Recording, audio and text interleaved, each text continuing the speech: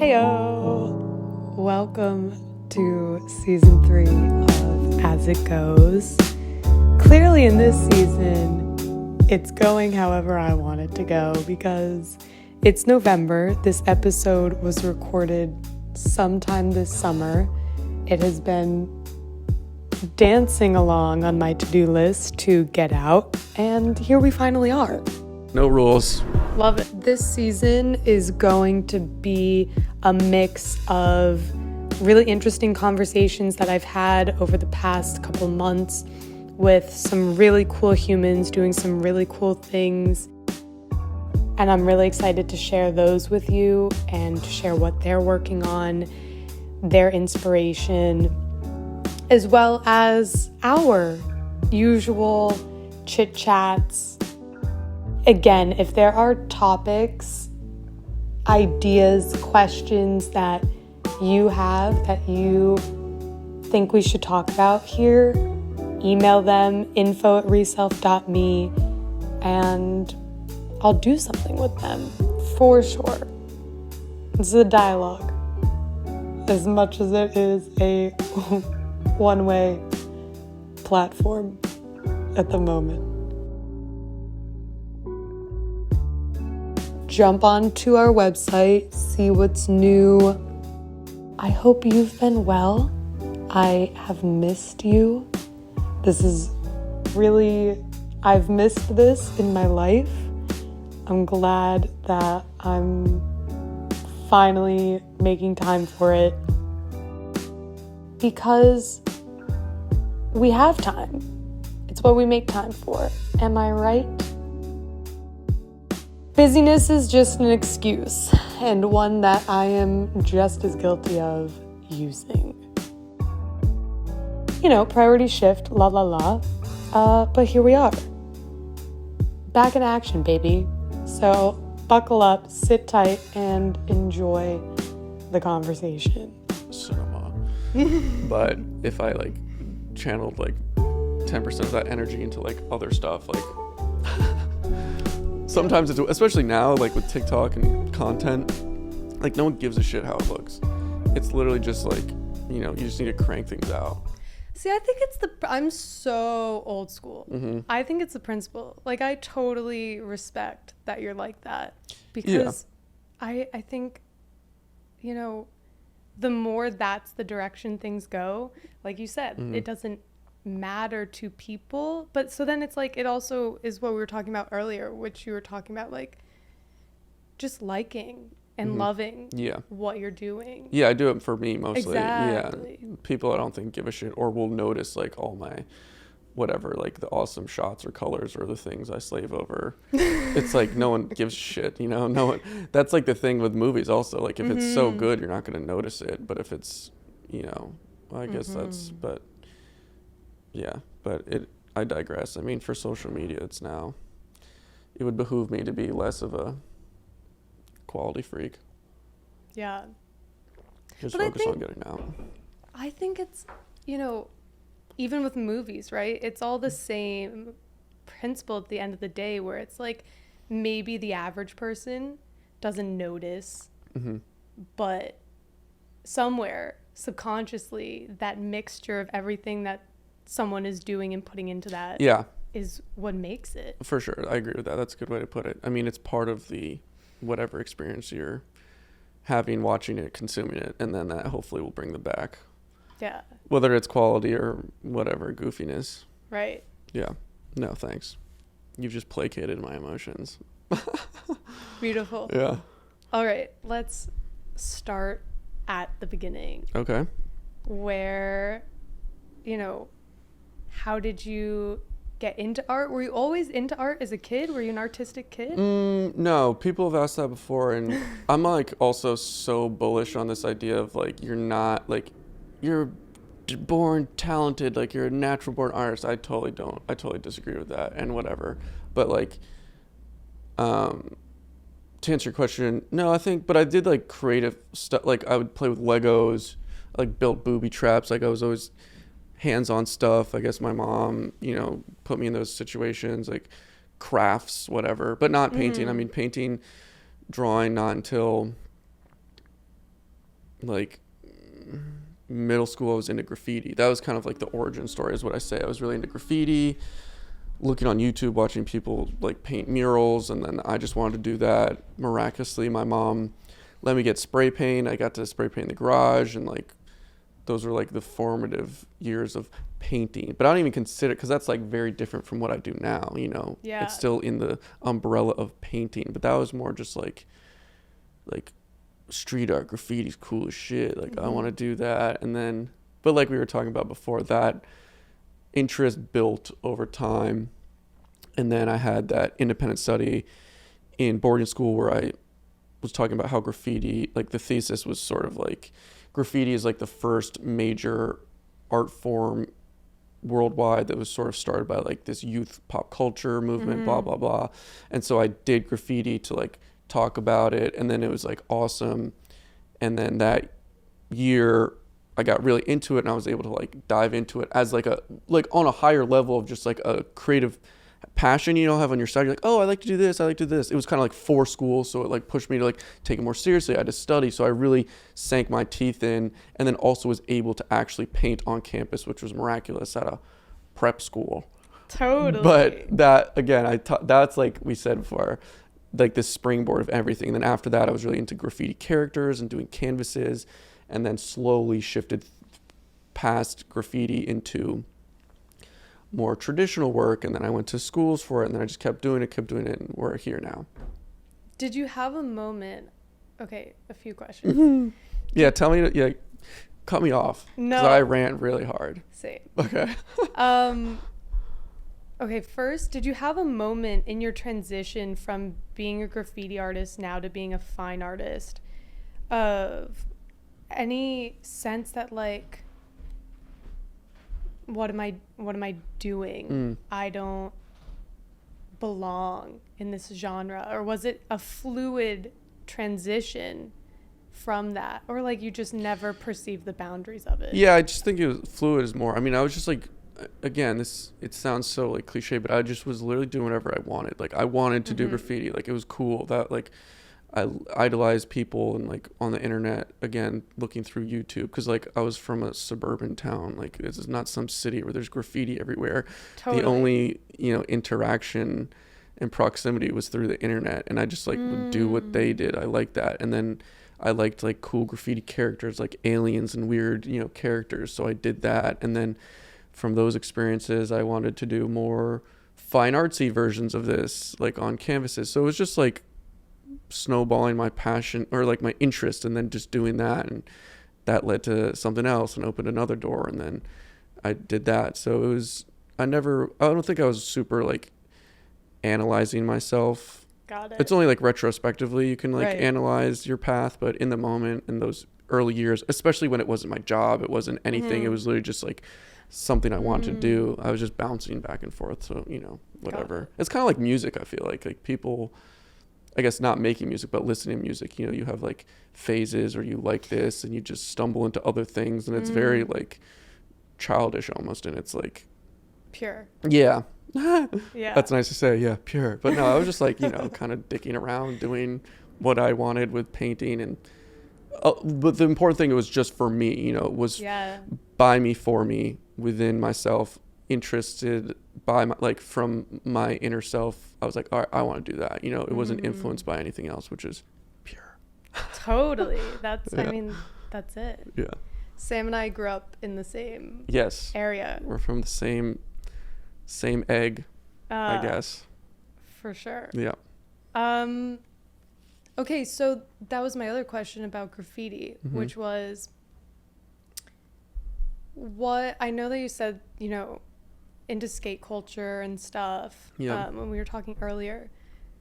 What, was it also like music? Like what intersections, and obviously the internet, brought you to that, and what was it about graffiti?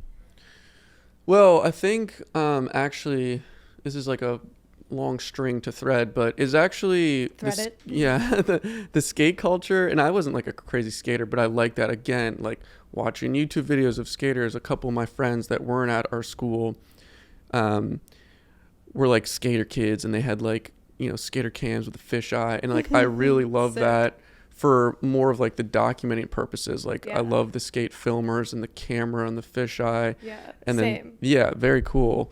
Like as like a creative outlet, like for such young kids to be like so into that, it was like pretty cool. We're talking like 6th, 7th grade. And that like that was, I was into the video stuff, and so graffiti was almost like just another, you know, compartment of interest, but you could like film it. So again, like this, before I was into graffiti, like I was obsessed with YouTube. This is just running it back a little more. So like I would do Nerf gun videos. I would do like video game videos on YouTube. I would post videos on YouTube of me and my friends like just dicking around, whatever. So the graffiti, which was another compartment that I was interested in, kind of had this supplemental innate interest to just document it and video it. And then like, you know, it was so easy to do a time lapse. Like, you know, it's pretty easy to do that at a young age. You have no idea about cameras. So that was like really interesting to me to like do a time lapse of like a little graffiti piece, because that's what I was watching on the internet also, like street art murals. So that was maybe from the skating I was interested. It was kind of like always both of those things at the same time. The thing that's my most consistent thing in my life is like, I guess, painting now, but again, I didn't really start seriously till I was older, but always videotaping it and documenting it for the purpose of documenting it, but also for the purpose of like making something, you know. So it's like this weird cycle, perpetual thing of like, film it, do it, you know, look at it, I don't know, post it on the internet. Into the void. Yeah. So interesting. Like, as you explain that, I see it, and it's, you know, it's an art in and of itself to capture the process of making art, which there's something I think really beautiful about that. Yeah. And special. Yeah.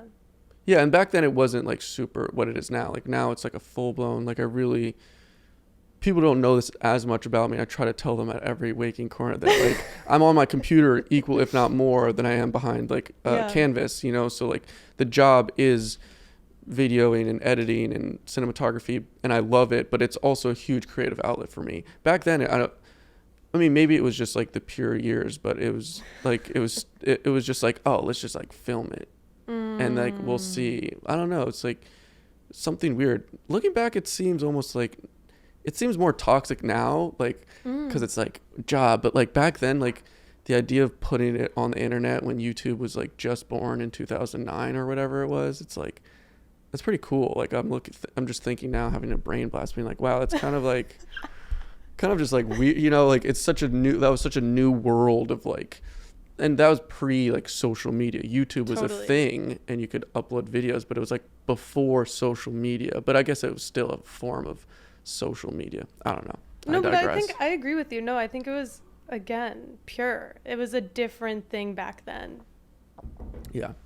Yeah. And it's like the communities, like that's like my skater friends, like they would go to Woodward and like post their recap videos, and then kids around the world can see these other young ass kids and they're like week at a skate camp and everyone doing the new big trick or whatever, like, and that's just cool as ever, like, right? Like it's just like you just find your little niche community on the internet. Totally. I was born on, like, raised by YouTube for sure. That's what that's what's beautiful about the internet, and like the many times I have had to remind myself about that. Because when I was a senior in high school, I stopped using Instagram and social media and nice, stuff. good for you. Thanks.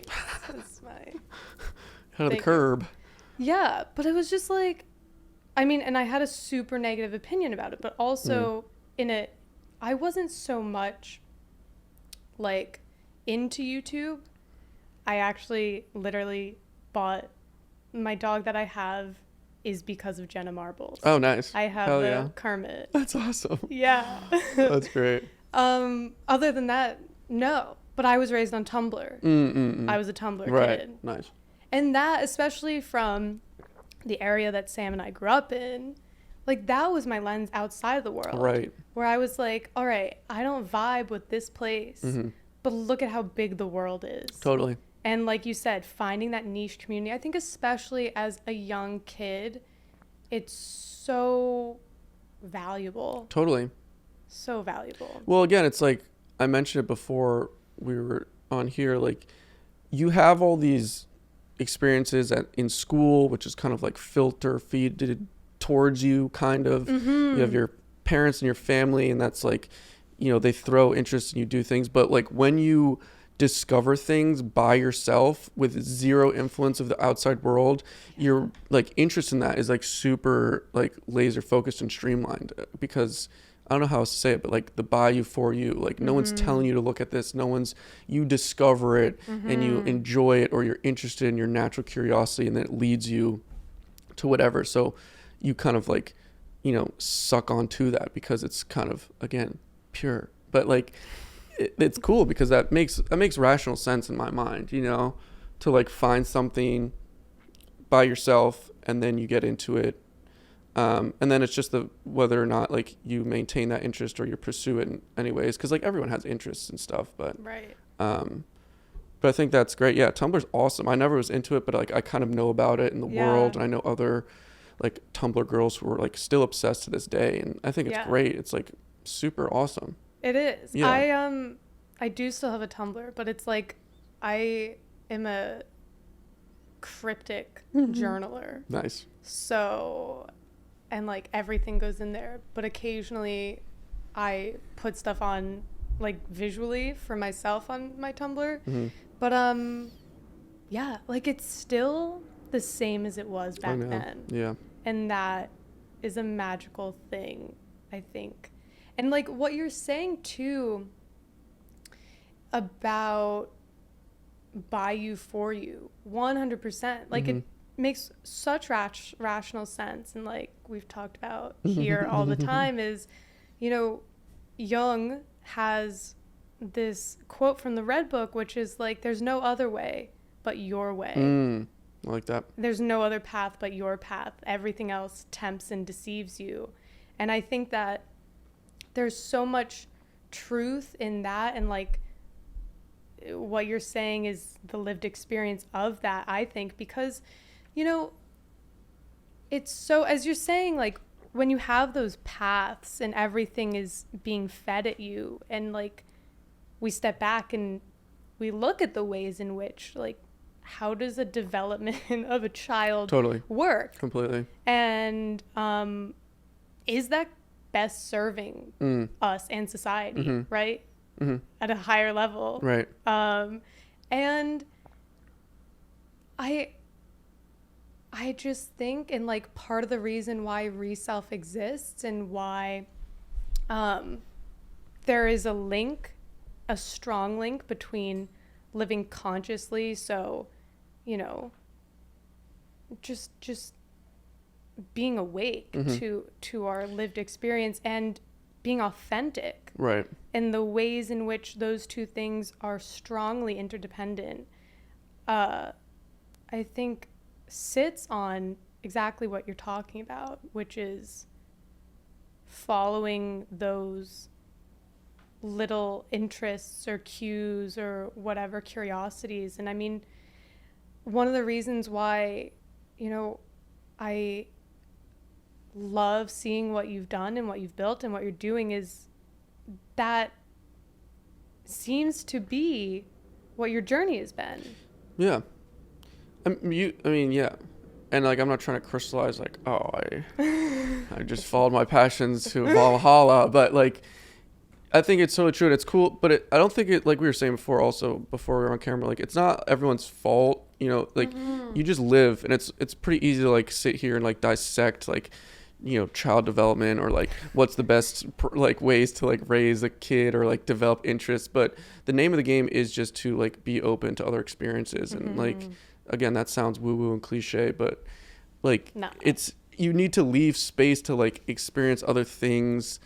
And it's like a testament to, I think, also parents to like give that space to children. Everyone is like, I'm pretty sure like would say that, oh yeah, like try new things. Like that's like a very rudimentary theory. Like try new things. Like that's the only way you're going to understand what you do and do not like. Right. But like to the point where you're sort of nurturing, whatever, and like in making that a really good space. I mean, I'm not a parent, but that's something that I think is important. And like it's a testament to my mom. She literally gave me everything, you know, let me spray paint in the garage, let me go to 4 different universities, always let me, you know, maintain YouTube and do. So she really did let me sort of, maybe to the nth degree, you know, freedom to experience and fail and figure things out from a young age, also even into my adult life, which is crazy. And I think it's harder to have those, again, we're talking very like broadly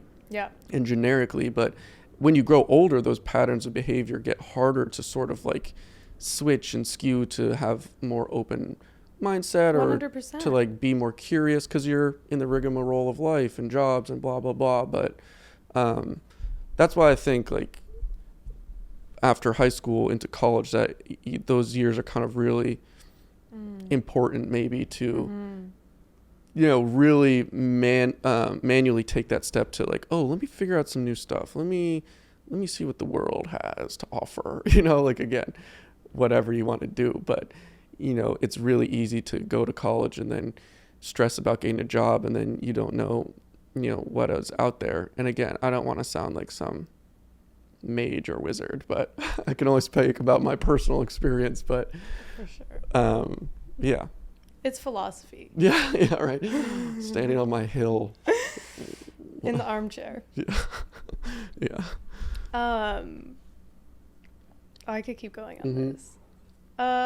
It's interesting. It is super interesting because I think that like you're saying, as an adult, I remember being a kid. I'm curious if you had this experience. I was so excited to grow up. Like, I couldn't grow up quick enough. Nice. You like wanted to be an adult. Yeah, because I was like, not the adults that I saw around our town, but like, I just had this idea, however real or unreal it was, that when I grow up, that's my freedom. And I get to decide whatever I want to do. And there was so much beauty in that. And I think, I mean, my experience was growing up a little more restrictive, and thus I rebelled against that.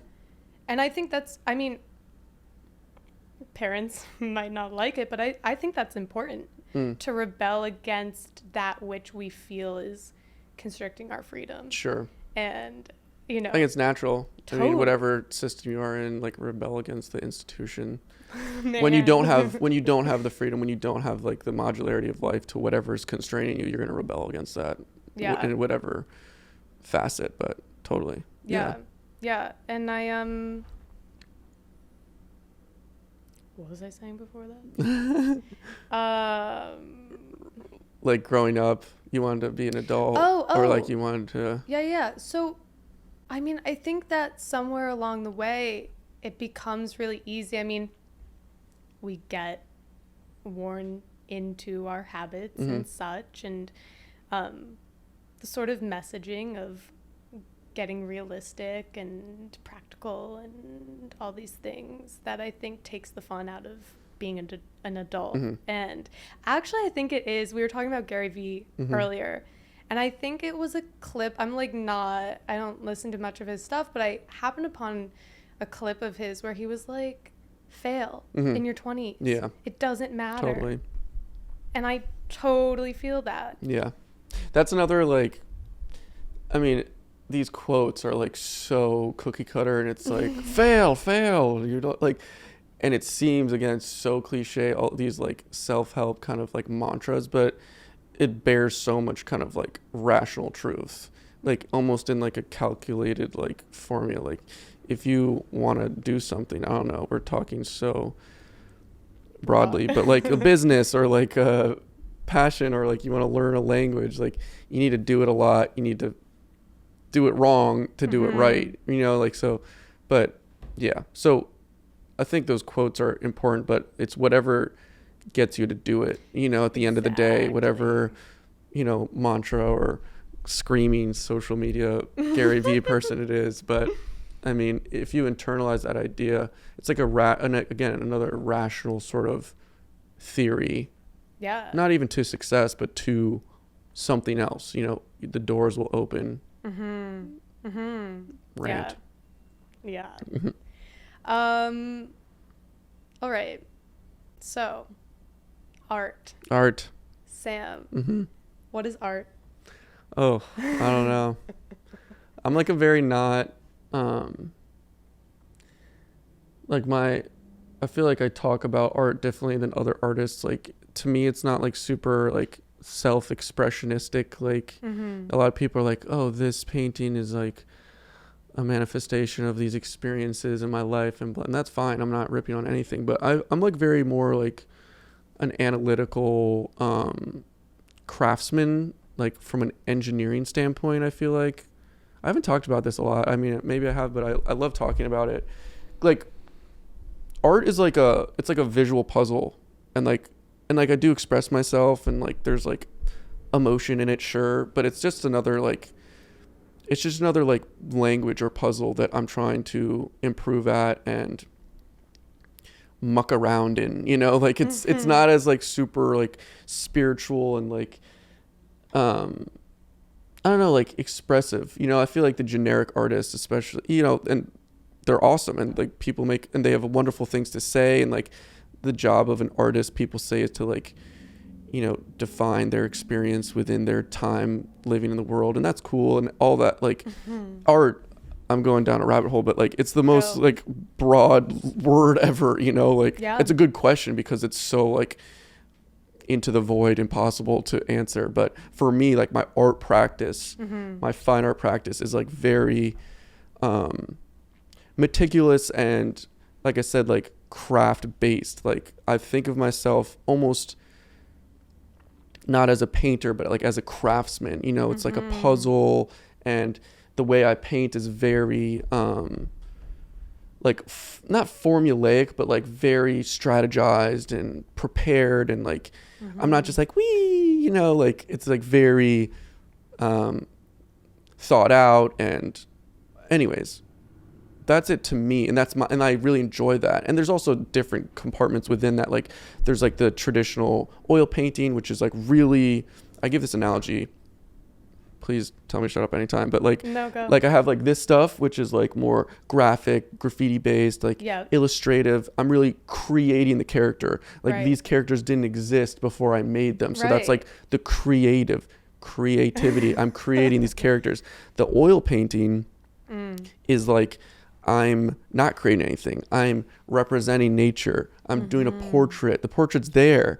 I'm just representing it with these mediums and these pigments, and I'm putting it on the canvas. I'm trying to make the illusion of a three-dimensional form face on this like piece of paper. So that's like and within that world, there's like strategy and technique, and there's right and wrong. There really is, which everything is subjective, and I would never say there's a right or wrong way to paint, but there's that like history and tradition of naturalism. And I love that, because there is sort of this hierarchy of correct and incorrect, and you can always improve, and there's sort of like this evidence of getting better.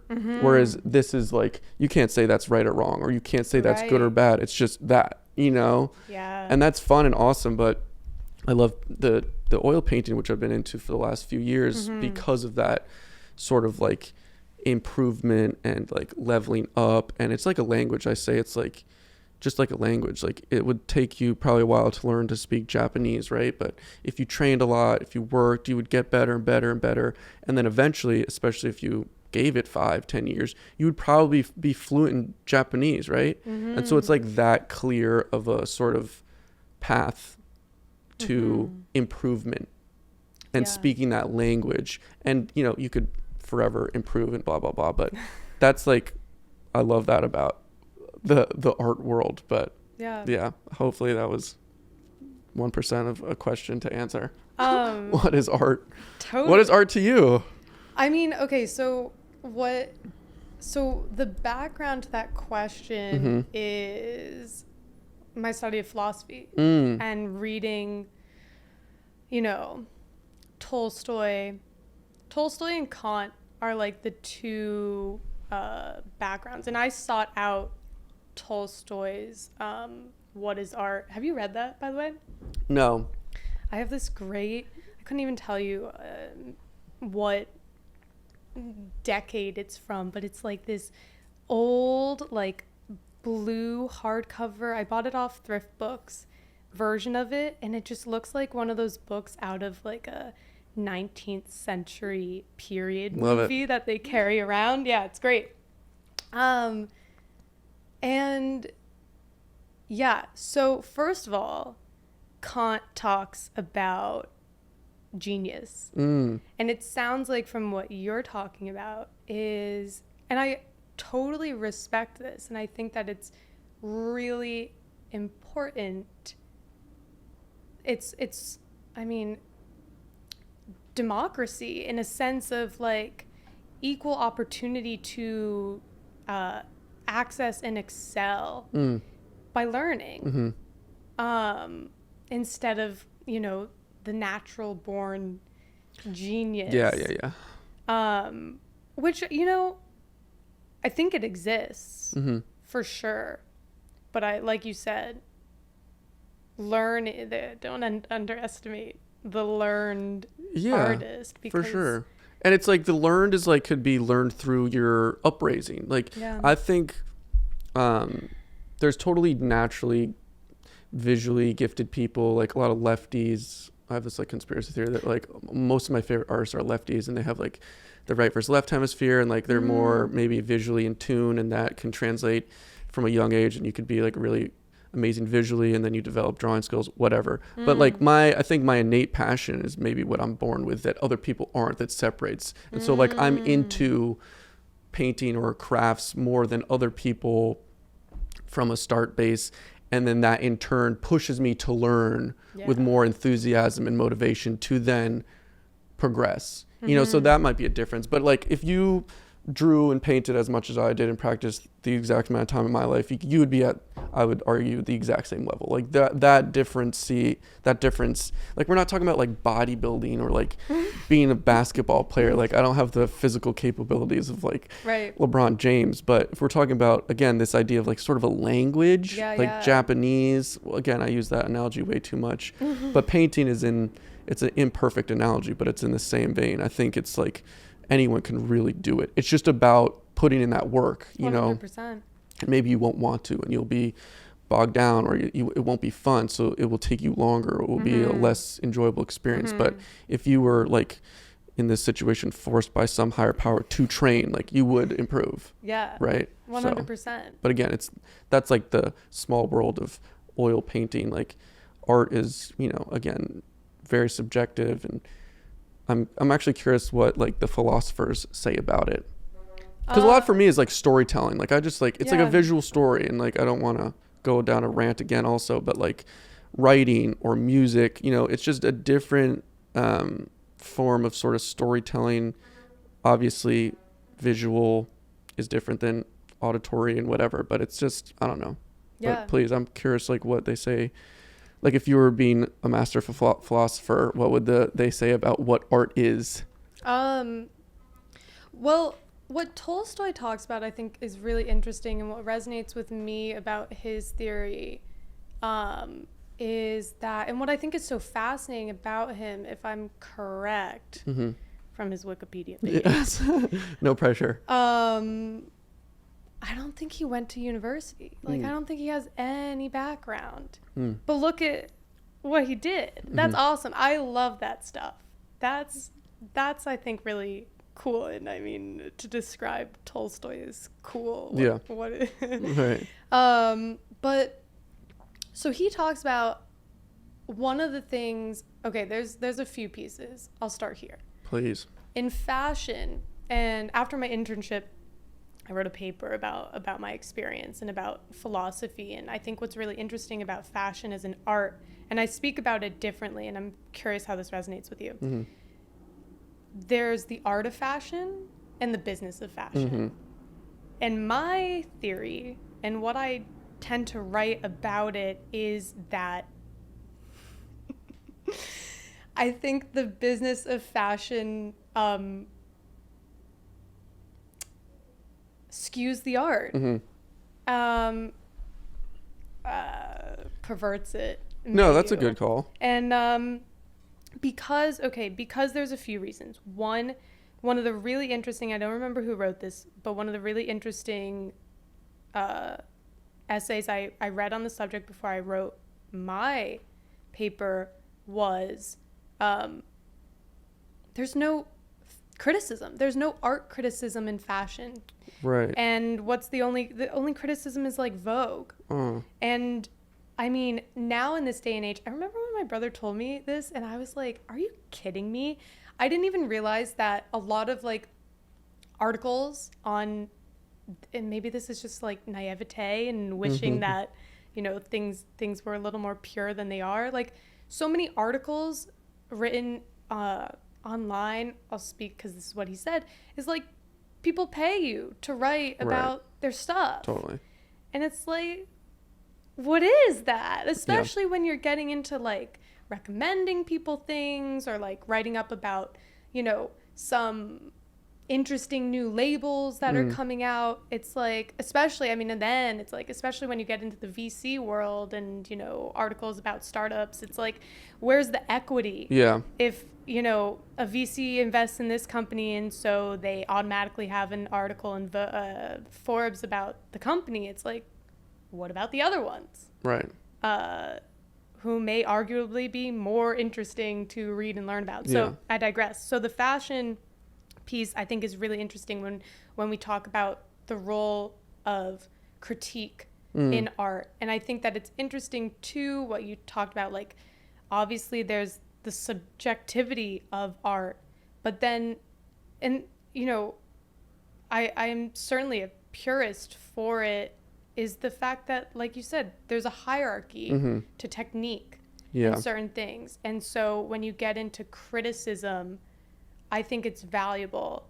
But I digressed. Where was I going? No, it's true. And it's like, I don't even know what we're talking about anymore, but I love it. It's like this existential conversation. But like, yeah, the art is like, again, this word. It's like, what does that even mean? You know, so like when I talk about my stuff, or I'm telling people what my job is, like I'm very kind of like, something I think is important also that we kind of lose, and it's no one's fault, is like categories and sort of direct, not definitions, but like more direct categories and labels for things. Like, I'm an artist. What does that even mean? You know, like it's nothing. It's meaningless. And then whatever connotation people have of that word, which again is just this blown out concept, is just crazy. So I say like I'm a videographer, like I'm a oil painter, a naturalistic oil painter. I do portraiture. Like I also, you know, so I'm very more specific about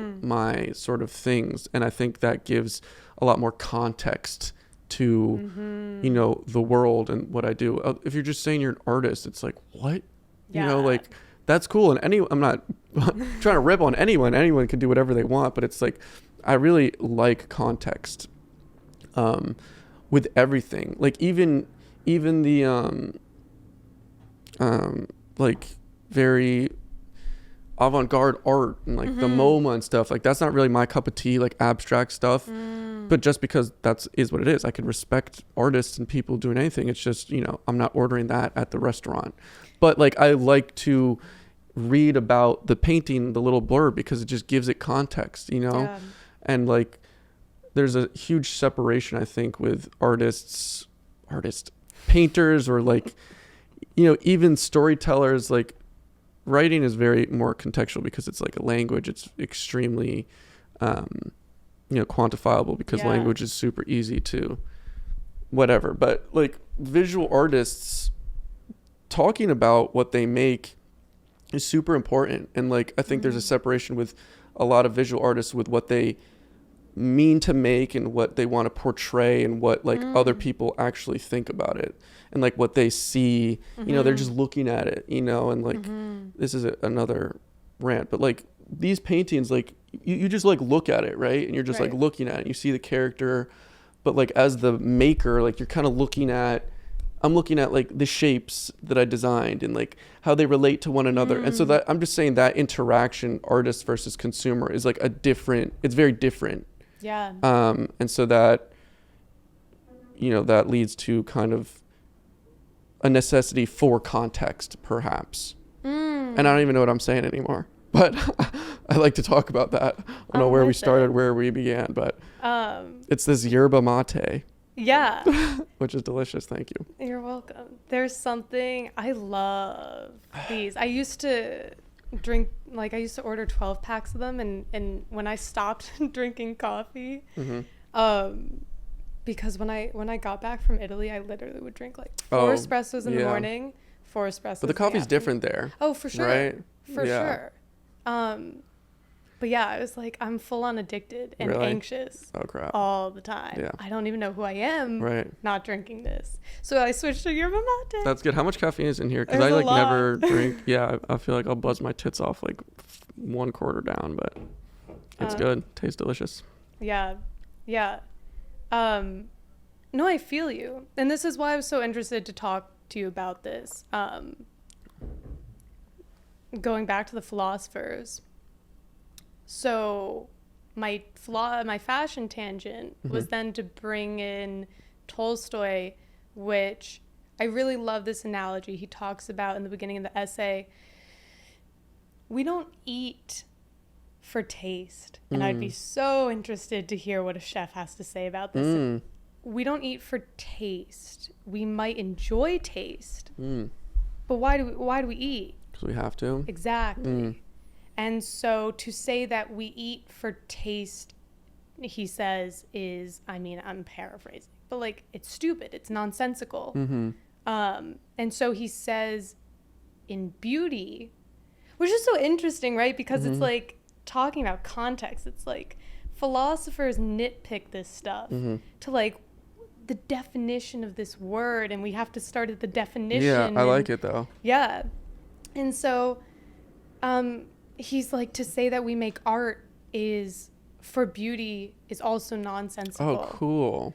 Yeah. Fascinating. And so then he goes into, and it's been a minute since I've read this, but he goes into basically art has a grander purpose in humanity, in the betterment of humanity. I'm paraphrasing. That might also be my interpretation. No, I like this. I really like it. I also think, again, context.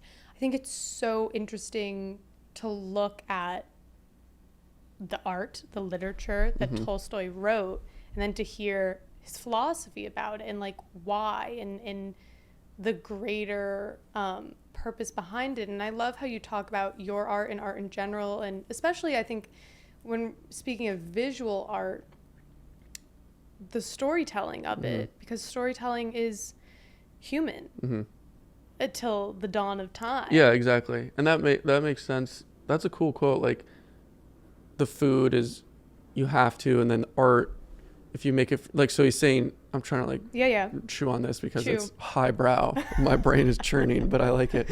So like art, you don't make art because it's beautiful, and that's the same analogy as you don't eat because it tastes good. So that means that art needs to serve some sort of like, there's like some functionality with art more, right? Like you need to survive, so you eat. So art maybe is like, maybe storytelling, that's like its function, like you're representing humanity, like from the cave paintings all the way back when to you're depicting like religious figures. Like I think, people weren't, again, I'm no art historian, I'm far from it. People always think I know a lot about like the art world, and I don't. So I'm just talking out my ass. But like, again, way back when, or we're talking about like master painters in the 13th, 14th, 15th century. Like I don't think people are really making art to just like, express themselves and make art. They're like making art for the church, like to make money. It's all like just a narrow world, and like so kids aren't just picking up crayons at dinner and drawing, I don't think. But slowly, as life has gotten easier and like you don't need to survive and blah blah blah, you make art to express yourself, or you do it for all these other reasons. Similarly to food, where like we're so comfortable, we're not looking for our next meal, everything's fine. Now we have the freedom and accessibility to eat because it tastes really good, not just because we need to survive. Right. I don't know. That was the string I pulled. Maybe 100%. A 5 out of 10 there, but way higher.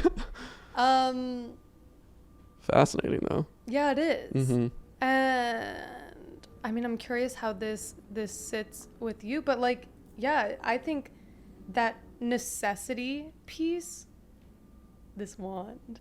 That's Voldemort's wand. Sick. One thing I've enjoyed about being at home, I never had a TV at school. Nice. But obviously my parents do, and they have cable, and Harry Potter is on all the time. Yeah, they run it back a lot. It's wonderful. It really is. The books are way better though. I know. I have to read them. They're really good. And you can crush them. I bet, yeah. Real fast. Nice. Maybe that's what I'll intermingle in your heavy Carl Jung. Yeah. Literally. You need reading a break. Sessions. Yeah. Yeah. Yeah, you need some mindless But not even, okay. wonder. Do you like Jordan Peterson? Yeah, I do. I listen to all that. Like, I listen to a disgusting amount of podcasts. Okay. Like, I would argue probably I've listened to more podcasts than anyone you've ever met. Like, since 2019. Yeah. Because I just paint all day. And like I said, I had this 3 years of like reclusivity in my studio, and I just rip podcasts all day. Anyways, I don't know if that's true, but I listen to a shitload of podcasts and everything under the sun. But I've listened to a lot of Jordan Peterson, Sam Harris, I've seen you watch Joe Rogan while you paint. Yeah, Joe Rogan. I mean, I used to way more. Yeah. But yeah, everything. I listen to everything. Have you heard, okay, so going into this, have you heard Jordan Peterson analyze in a Jungian sense in this, ooh, beautiful, love when this happens. This brings us back to what we were talking about with storytelling. He analyzed, have you heard him analyze Harry Potter? Oh, man, I'm trying to think. No, but now I want to really bad. Ooh. Maybe I haven't. I wasn't listening. But like, I feel like it would have stood out. Is it his own podcast, or is he on someone else's, or? I think these are just clips of him teaching. Oh, okay, and cool. He brings. Oh, nice, like his lectures. Yeah, Hell yeah. And there's just solid clips about him breaking down like the characters and the hero's journey and la la la. Love that. Love it. Which so then brings us to storytelling, which is, I mean, one of the things that I love so much about Jung and what he talks about with storytelling and that necessity is that it teaches us how to, it's like a guide to live, to be great, to navigate certain experiences in our lives. I really love that. It also kind of goes back to then what we were talking about with films. It's like, maybe you read Harry Potter and you're not cognizant of like, what's Harry telling me to do? And like, what can I learn from him? But it's like, it's going to go into your bones. Yeah. You'll absorb it regardless if you're conscious of it or not. Exactly. Yeah. And I think that, I mean, for me, that sort of necessity is interesting. And also, by the way, we're in Sam's podcast studio. This is in his art studio context. And it's also slowly rising in temperature slowly. Yeah. Can you feel it because of these lights? Honestly, but we're fine. No. Okay, good. I run hot. Okay, good. Well, also it's like mediumly cooler today, but like when it's like 90 degrees days in the summer, I feel so bad. I did a couple podcasts last summer. I felt so bad for the people. It'd be like, because I don't really, like, I don't sweat that much, and I don't really mind. Like, I don't really care, but people, I'm just like, I'm sorry. Yeah, I know you're in pants. Yeah. I'm always surprised by people who wear pants. Yeah, in the I summer. know. That is kind of crazy. We used to take breaks and then rip the AC for a little, but it's fine now. Like, we're chilling. Yeah. Yeah. Chilling. Anyways, tangent. But yeah, storytelling, necessity. The fantasy and mythology that influences your work, I think, is so fascinating. Oh, thanks. What is behind that? Well, it's again, like, it's a lame answer because that's another thing I always get asked, which is super interesting. Like, I have artists that I love, and one of the things that you just innately want to know is like, why did you paint that? Like, what caused that? And so what is your inspiration is, I guess, generically your question behind the mythology.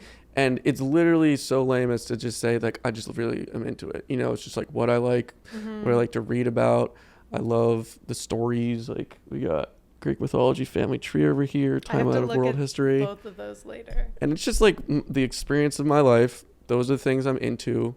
I read fantasy. I love fantasy movies. I love a lot of other things also. But with the work, it's just the visual notes I take it from. It's literally that simple. Mm-hmm. But also more as I'm kind of developing, maturing into my work. I like this stuff to, again, sort of analyze myself historically, like this, all the graphic stuff, and my tattoos, like that, those are all older. Like I haven't really done that sort of style in a while.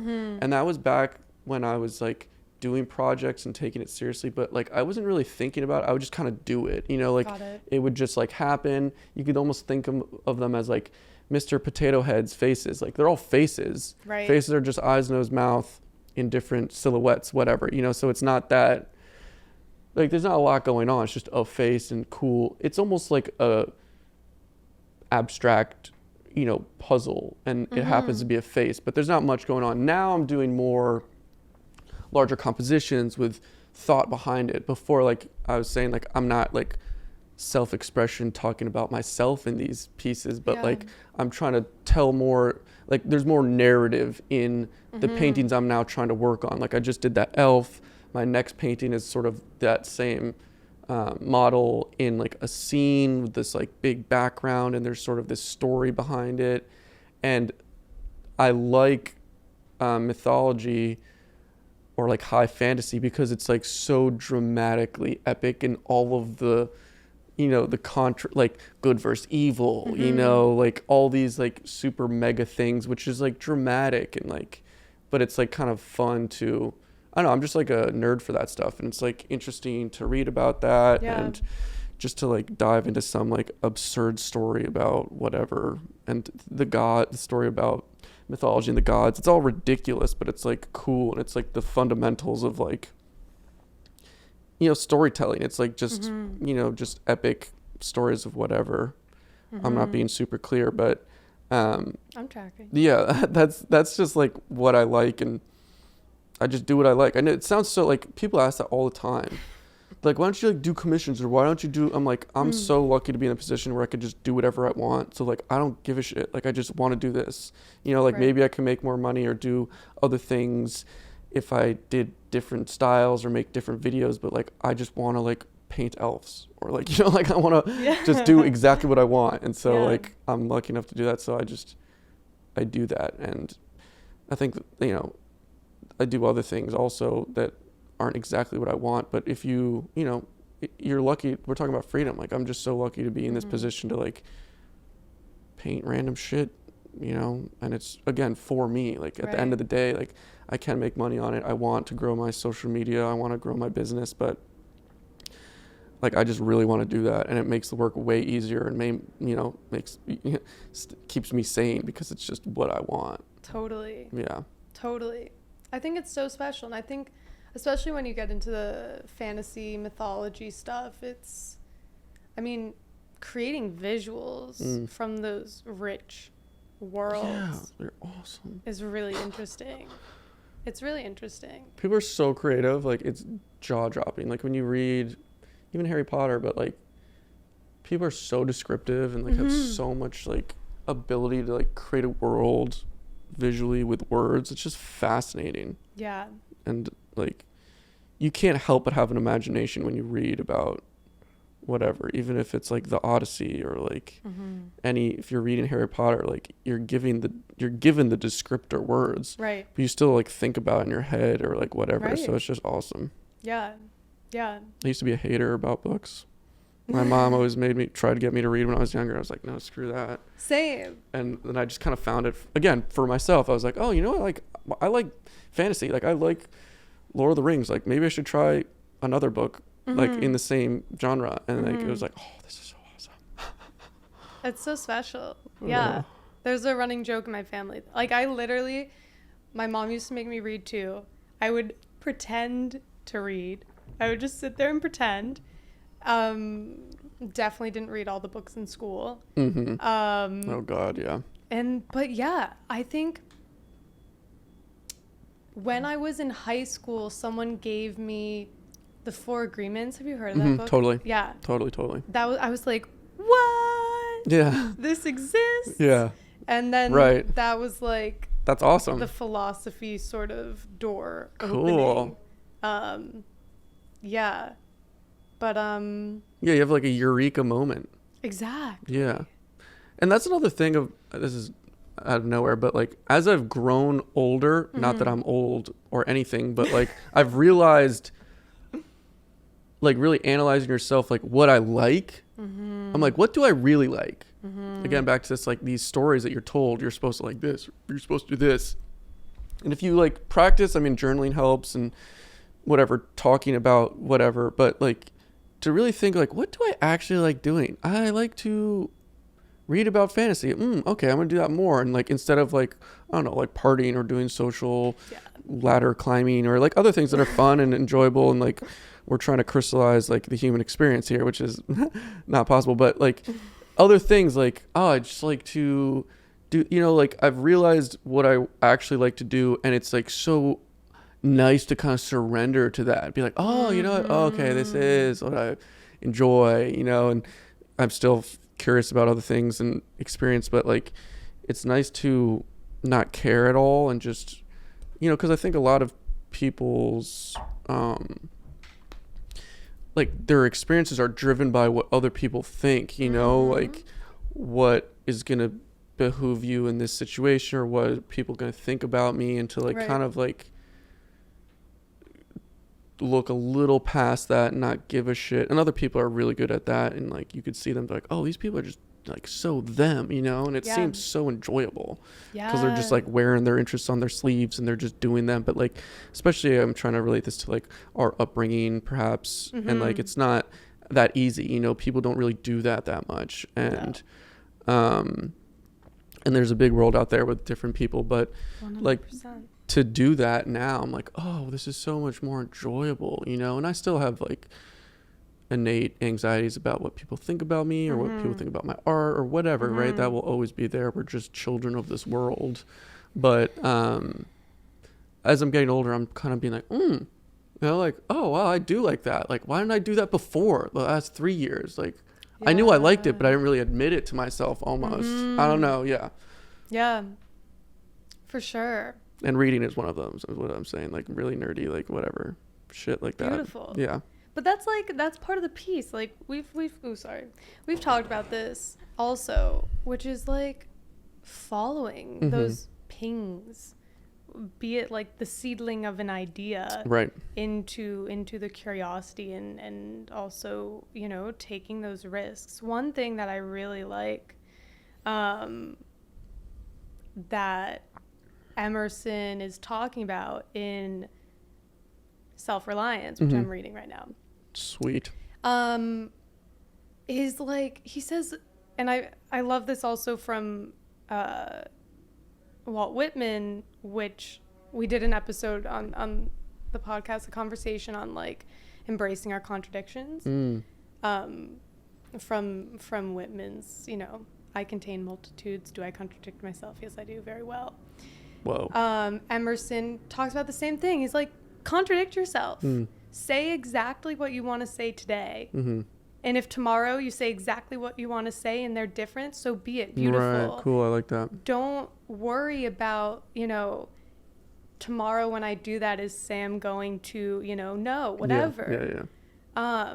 Mean what you say and what you do. And I think that there's so much value in hearing that in our context today. And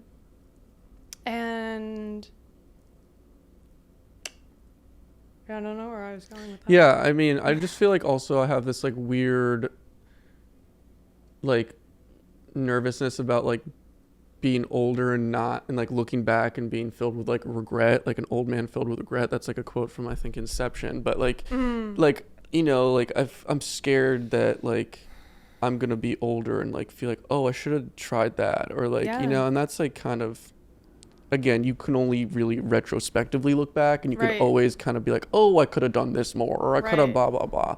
But sort of just like living really, true to myself so that like it's worth my time, and I'm not just like trying to line my ducks up in a row to do something I think I want in the future. I don't know. Again, we're like different situations in life. Not everyone can like be so, you know, lackadaisical and right. bounce around and do stuff. Like, I'm lucky that I was able to try a bunch of things, and that's not super realistic for everyone in the world. But that mindset of kind of like, oh, like, I think I won't be regretting, you know, my youthful years, or I don't know, like that's like something I think about, and it's scary. And again, you could always, you know, maybe I probably will be like 50 or 60 or whatever I croak over my last days and be like, oh, I should have done that more. You know, it's pretty, I feel like that's a rational thing, but totally. yeah, to kind of like lead your life like that. And I don't know, like I'm no motivational speaker, and like I'm just like a moron who like loves to paint, but that's like something internally that like I get nervous about, and so that drives. But that's also like a pretty toxic thing to think about, you know, to be like, oh, I gotta be always doing, you know, that's like a very inversely present way to think, I think, also, which something is not great, you know, to always be like analyzing if I'm leading an authentic life, or like, you know, it's not as serious and doom and gloom. But I think that there's so much value in that perspective, and I think it's interesting that you talk about like it being an antithesis of presence, because I think it can also really fuel presence. You know, as cliche, you said it earlier when we were talking, but like as cliche as YOLO is, I know there's so much truth in it. Like, I love it. It and it's like, why did we stop talking about that? I know. Where did YOLO go? Because like, oh, I'm gonna, you know, take a random pill at a concert, YOLO. It like got that connotation. I feel like maybe that's a little graphic and explicit, but like, I always say that if it was like some like Buddhist monk who like came up with that acronym, it would be like, you know, well studied and, you know, regarded. But it was like YOLO, like, let's jump off this bridge, YOLO, or like whatever. Right. But it's so valid. True. You only live once. Exactly. Yeah. I think the fear of regret, for as much as, I mean, it's like everything, right? For as much as it can be a hindrance, and as you said, like the balance between, okay, when I sit in my bed at night, like, am I good with who I am? Right. And like what I'm doing? Totally. Or should I be doing more? Like when I have experiences, I had this experience the other day. What was I doing? I was having a conversation with someone. I was having a conversation with someone that was checking me out at the grocery store. And I just like walked away, and I was like, I wish I asked her more questions. Like, she was wearing a cool flannel, and so we started talking about that. And then she was wearing pants too, so we were talking about this thing, and pants in the summer and a flannel in the summer. And so we were talking about it. I was like, that's so interesting. And then she was saying that she had been living in Hawaii before, and like also was wearing pants in the summer there. And I was like, I walked away and I was like, I wish I asked her why. What was she doing in Hawaii? Why was she there? What, you know, all these other things. And it's just like, I don't have to beat myself up, but it's like, okay, that was a bad word. It was a productive conversation with myself, where it's like learning in the moment. I hear you. So, you know, having that sense of like, you know, mortality that allows us to, I think, live more fully. Like, it's also, you know, part of Reself, why it exists.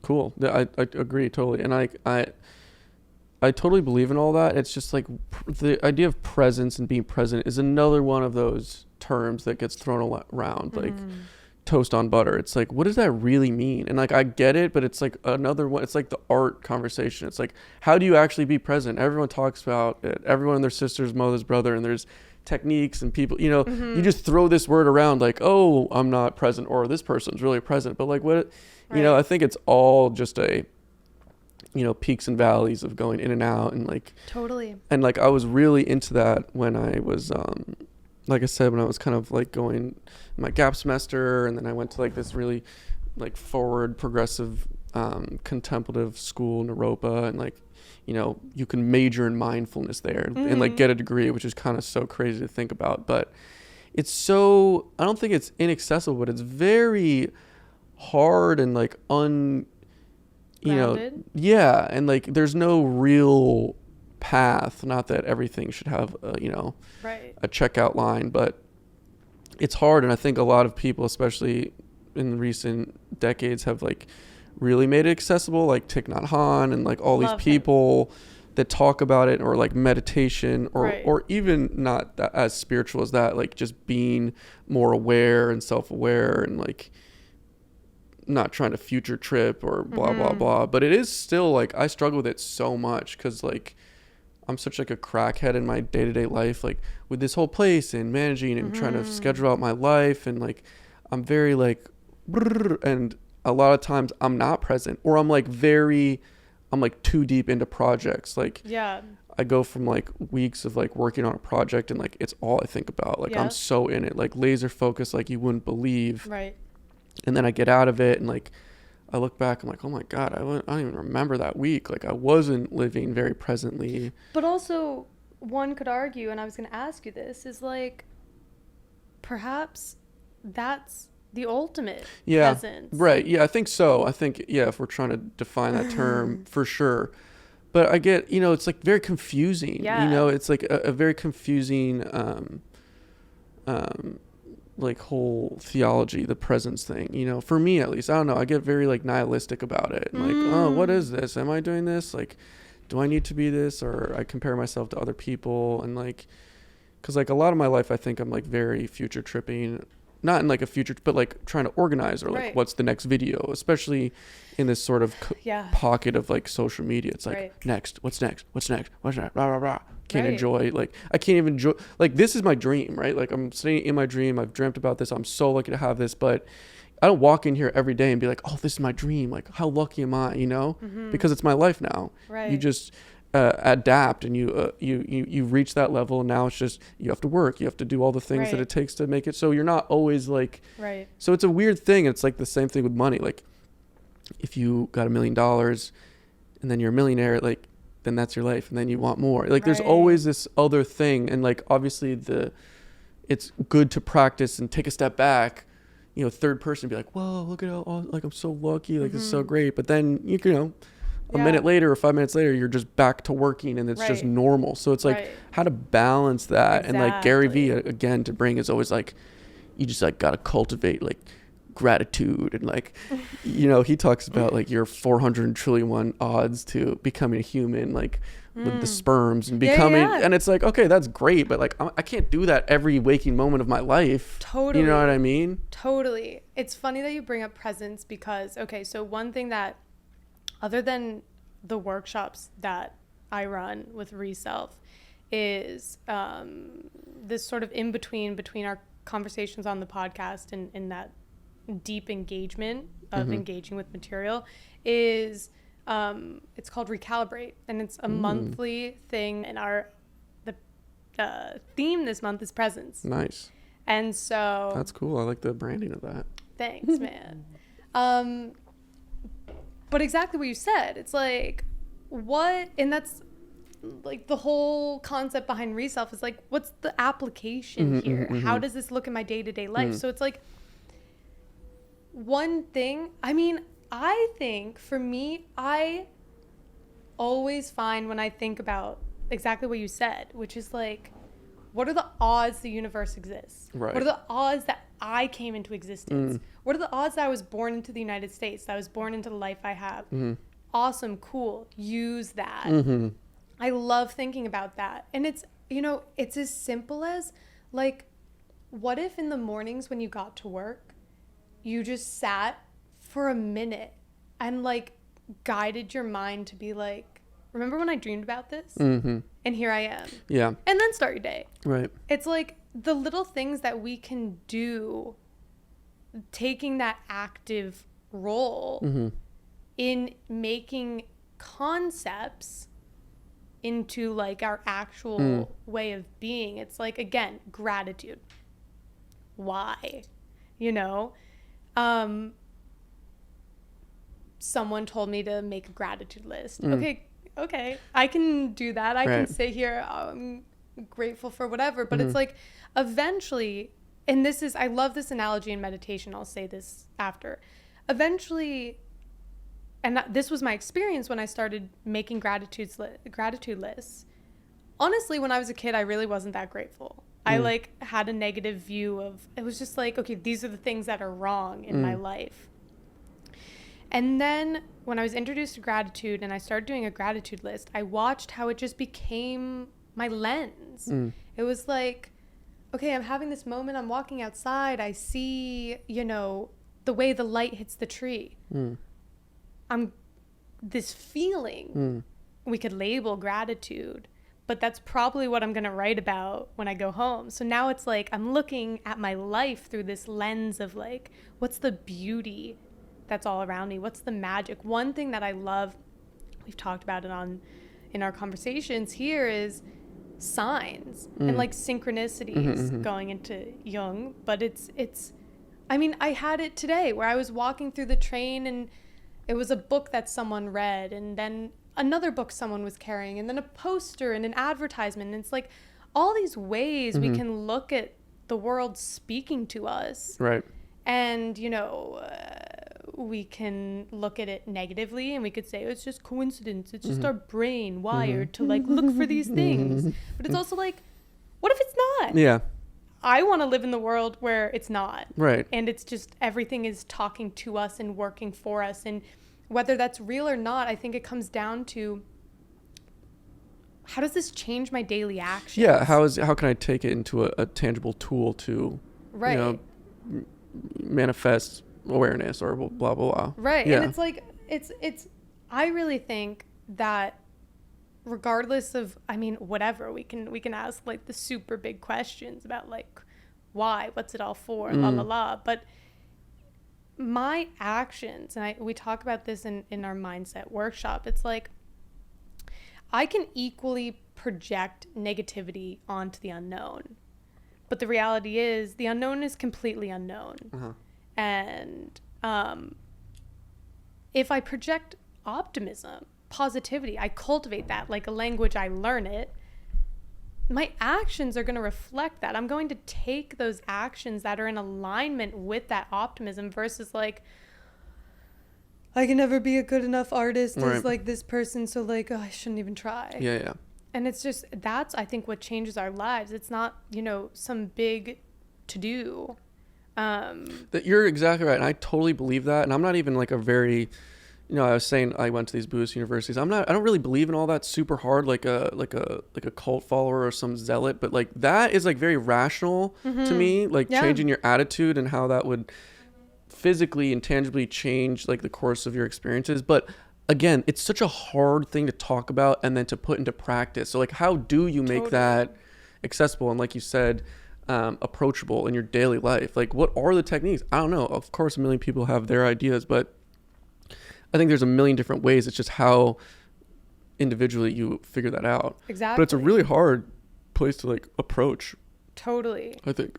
Totally. I don't know. That's like your life now, I guess, with your thing. So I'm sure you have a bunch of good things to say about it. But for me personally, like, hearing about it so much, you hear about it, especially in my life and sort of like the Eastern philosophy world for like a year or two. I'm like, well, I get it. And like, I agree, but like, how, you know, we're just talking, you know, this is all a bunch of just fodder. Exactly. Yeah. That's why I made Reself. Like, I studied philosophy. Like I said, when I was 12, I learned about Buddhism in our world explorations class. Nice. And it was like a eyewitness. It was like a paragraph, but there was something in it that I was like, that. Yeah. And for me, I mean, it's why Reself is called Reself. It's like the self is the solution. And I think that is freedom and liberation in and of itself, because it's like, it depends on no one else and everyone can unlock that within them. So I studied philosophy for the sole selfish purpose of, what does everyone have to say about life and virtue and whatever. Cool. And like, sure, I cared about my grades and stuff, but like, not really. I just wanted to figure out, how do I apply this? So everything I read was in the view of application. I don't think that that's how a lot of people were reading it. Right. And that's why I created Reself, because I think that, you know, it's really funny. It was funny what we were talking about before, where you were like talking about, you know, different paths that you had in front of you, and do you go to this atelier, do you study, it'll always be there kind of thing. Like studying philosophy, I was like, I'll probably just get my PhD. Like that's a solid path. Yeah. Don't know what else. And I applied also after I graduated. I started the application process. And what I wrote about was essentially like what I'm, you know, living. And my professors, I mean, bless them, they were just trying to help me. But they were like, Lydia, you can't say, you know, philosophy is a way of life. Yeah. Like, that's not going to get you in. And they don't mention Jung. They don't want to hear about like your interest in quantum physics and its intersection. You're not a quantum physicist. Sweet. That's so like, cool. Shh. Yeah. Talk about what issues in Plato you want to discuss. I was like, this ain't it. Yeah. That's what I think is missing. It's like, we talk about all these things, but they have real world application. And that's what I would love to see philosophy have a comeback in. Totally. It's like, why? That's cool. It's so hard. Kudos to you. Thanks, man. Yeah. I know. Yeah. I mean, I guess it is just an ongoing practice, but it's hard. Yeah. But that's, you know, I really think it has a place in our lives. I mean, whether I just end up putting my children through this or like other people's children. Yeah. I would love to have my own private school and just like experiment with an alternative method to education, because at the end of the day, it's like, and I think this is really important to remember, and it's been super helpful in my life. It's like, everything is just an experiment. Yeah, for sure. And like, just because it's the solid way of the world, someone came up with this. Totally, not even that long ago. Exactly. Yeah. So it's like, you know, where do these things have a place in our lives, and how can we use them and tweak what exists to make it better? Yeah. Tangent, love it though. Very fascinating. Thanks.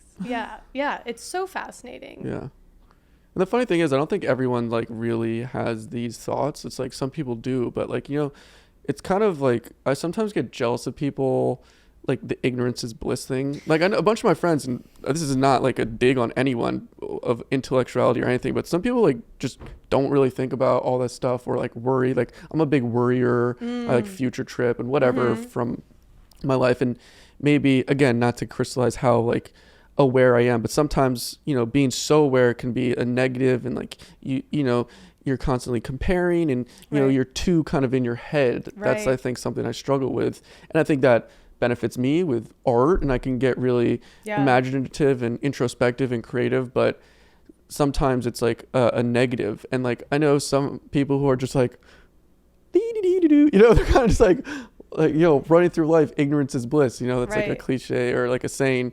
And that's I sometimes idolize that. Yeah. Because they're just like, you know, walking through life. They're not really worried. They're almost like they can't be anything but like super present, you know, ignorantly almost. I don't know if you get what I'm saying. I get it. And it's like, I'm like, oh, I mean, I like how I am and my brain works for the better or worse. But I see some people who are like, just like futzing around, and I'm like, oh, that seems nice. Grass is always greener. Yeah, no, and like, again, I'm not saying like I'm so smart and aware, and but like I'm not, but I'm saying like my brain versus other people's brain, very loose comparison here. It's like, oh wow, you know. So it's interesting that like, I think that perhaps is a reason why like all these things that I think a lot of people would agree with are important and really important. Like, oh, we should perhaps find a more applicable way to achieve these things, that like it's not at the forefront of everyone, because everyone, you know, isn't perhaps searching for these philosophical answers or things. You know what I mean? 100%. And that's why when I talk about authenticity and why I think authenticity is so important, and, you know, one of the things that we say is that, you know, what I do, my self-evolution is also the evolution of humanity. And that's kind of like adapted from the Kantian perspective of the categorical imperative, which is essentially like act as if what you do would be done by all. Wow. And so that's heavy. It is. I mean, but it's also like treat other people. Yeah, that was just what I was thinking. It's a very eloquent way of saying that. Exactly. But I think there's so much truth in it, and like, you know, your background in Eastern philosophy and Buddhist philosophy is like also my curiosity is, you know, that's been my personal passion.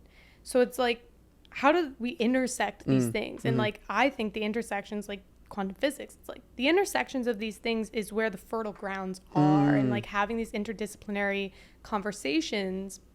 But, you know, it's like authenticity, living if we ascribe to the idea, I mean, it goes back to like, what are the bajillion to one odds that I came here?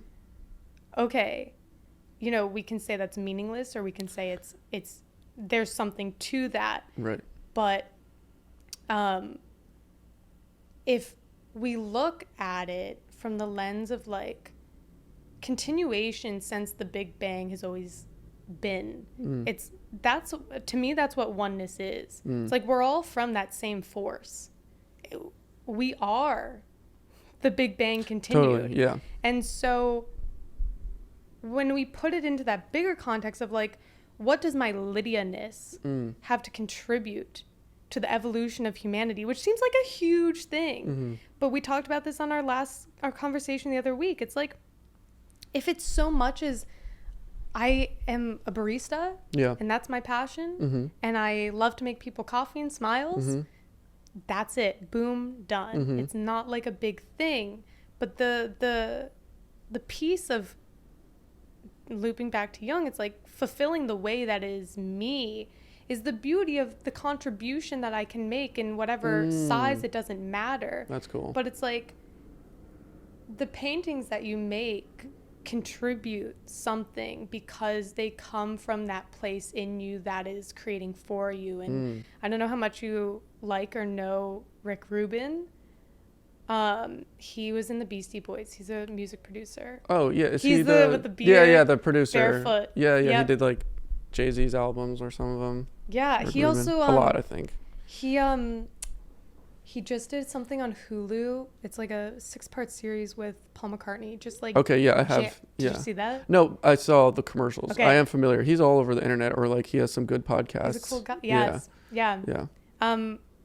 He talks about like just creating for yourself. Like your job is to create, and that's it. Like everything that comes after that is not part of your or like one's responsibility. Right. It's just it goes to the ether. Right.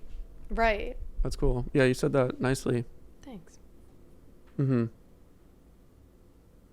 Yeah, that's a lot to think about. I don't really think about that much. I mean, but I agree with what you said. You know what I mean? It's like that's not at the forefront of my mind often. But, and it doesn't have to be. That's like that's the beautiful thing is like if this is all I think about, then like cool. Yeah, no. I should talk about it. No, right. And like I should think about it for everyone else.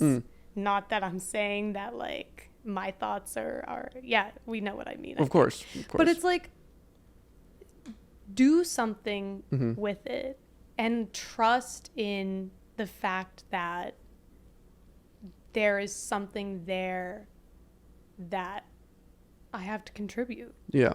And it's like the beautiful thing with Reself is like I've done all the background work. I put in those hours, so to speak, in the reading and the learning and the applying and the la. So it's like jump on the bandwagon. Yeah.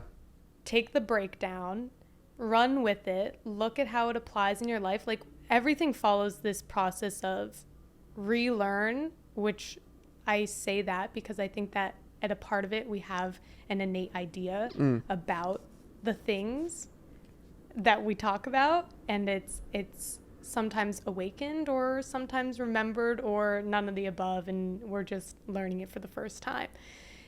Then it's reflecting and like being guided to ask questions of ourselves of like, what does this look present? When am I not present? Mm-hmm.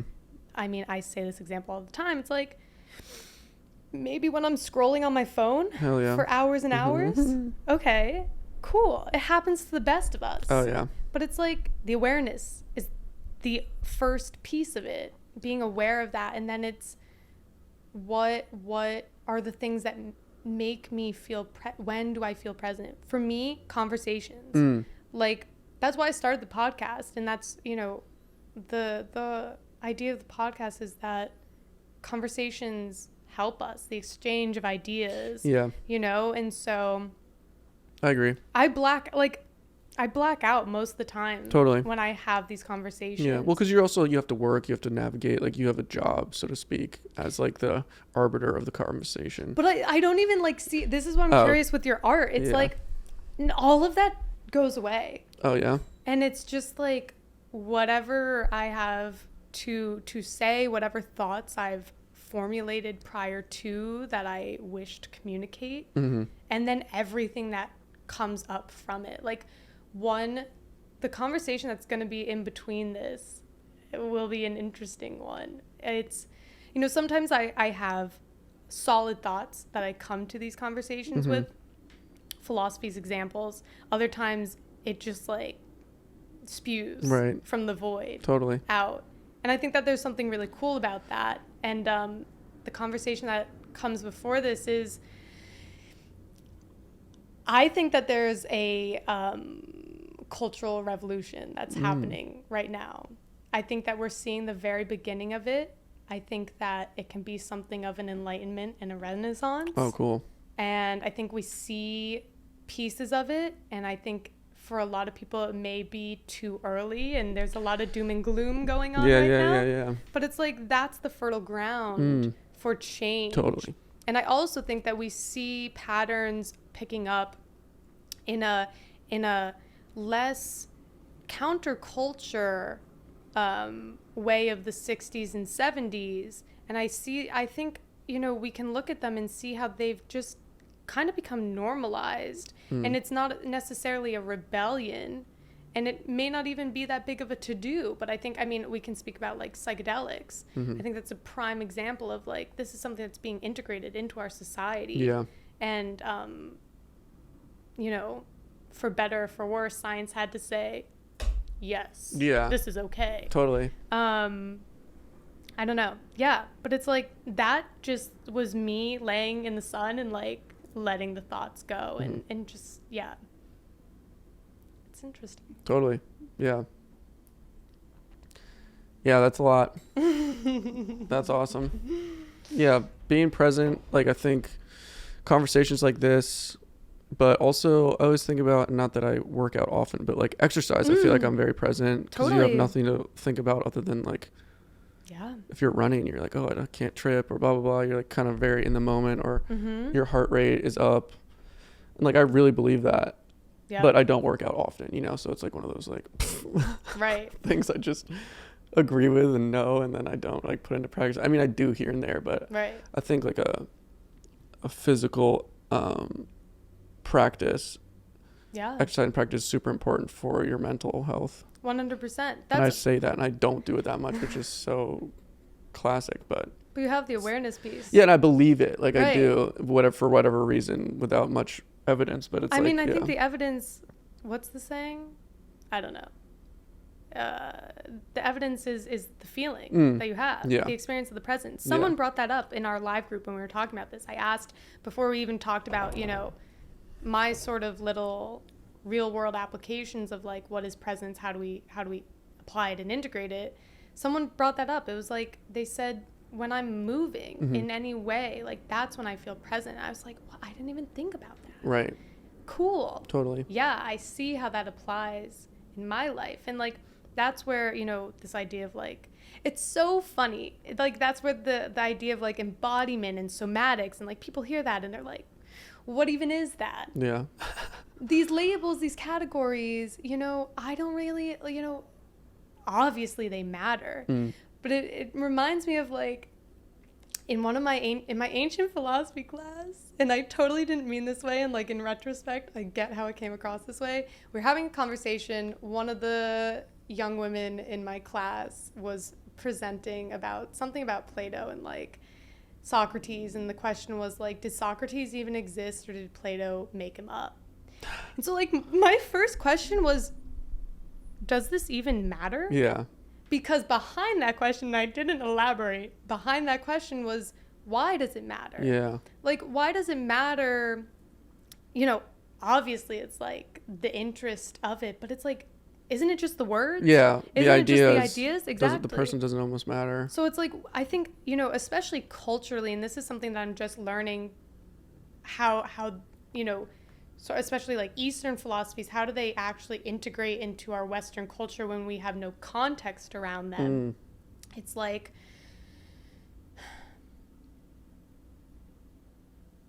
saying it in the way that resonates in the country, in the context, is so important. So it's like, the average person on the street, when you say somatics to them, probably doesn't matter. Totally. But if you give the workout example, it's like, oh, I felt that.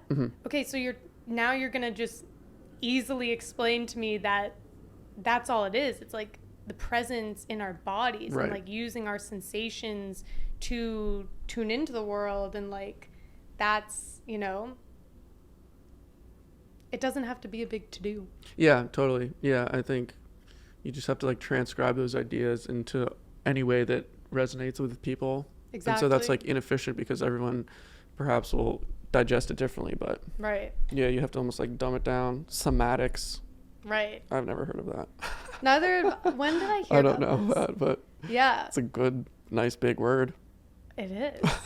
I had a somatic therapist on the podcast in like That's cool. the early days. It was super interesting. I like didn't have much of a background about it, except my therapist she has some background in somatics.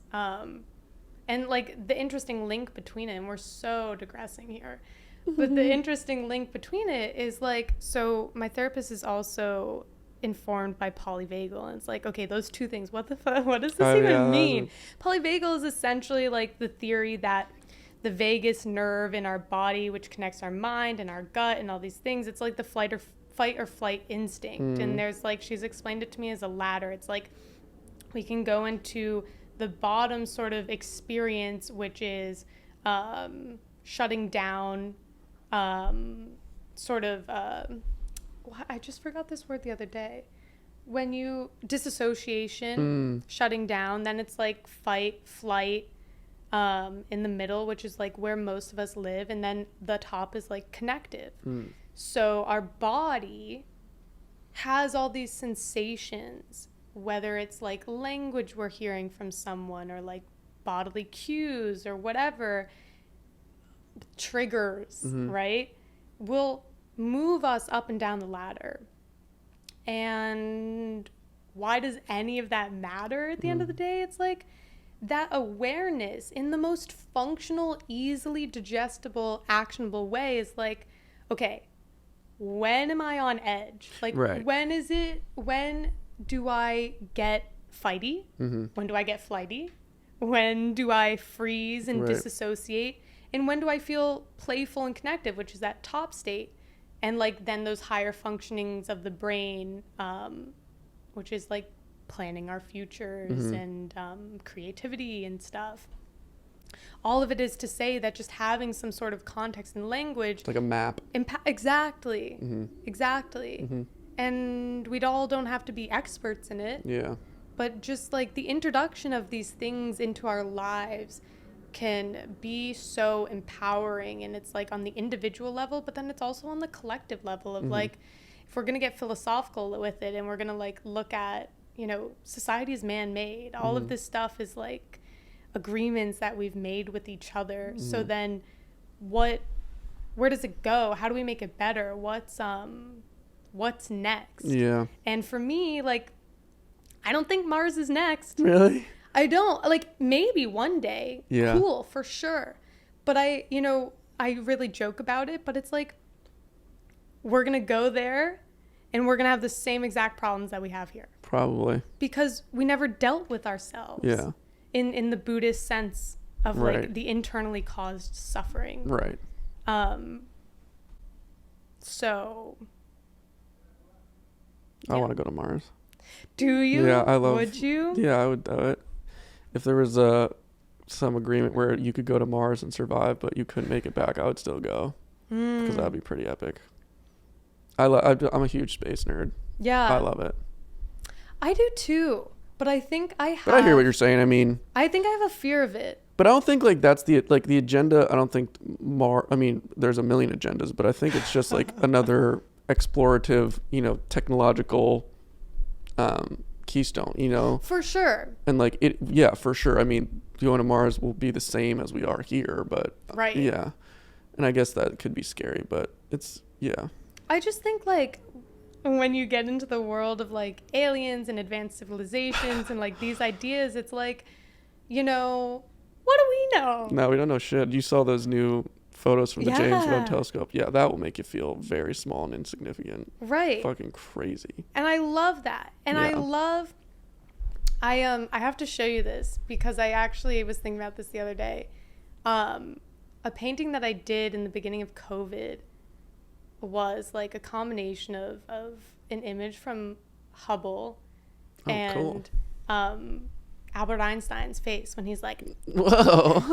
and I just love the context behind that and everything, but the way I did his face this was like before I deep dove into your work, but Caroline and I, Sam's sister, we definitely talked about it, and I had peeped some of your stuff. Nice. And like the stenciling was like, that was like, it clicked. I was like, that's how I can do it. Yeah. Stenciling's awesome. But I think that's like, I love Einstein. I think when we think about someone who's like a genius, Yeah. and we look at what he said and like his ideas about, imagination and, even a genius, like everyone sort of has that, but if you ask fish to climb a ladder kind of thing. Yeah. And all these things, it's like, I think that those people, there's so much more to learn from them and integrate what they have to say. And I don't know if we're ready to go to Mars. Yeah. Well, yeah, I think it'll be probably a while, but in our lifetime, I hope. Have you seen the show The 100? Yeah. My friends and I got really into that in school. And I think that that's like permanently etched into my brain about like, Yeah. I really hope that doesn't happen.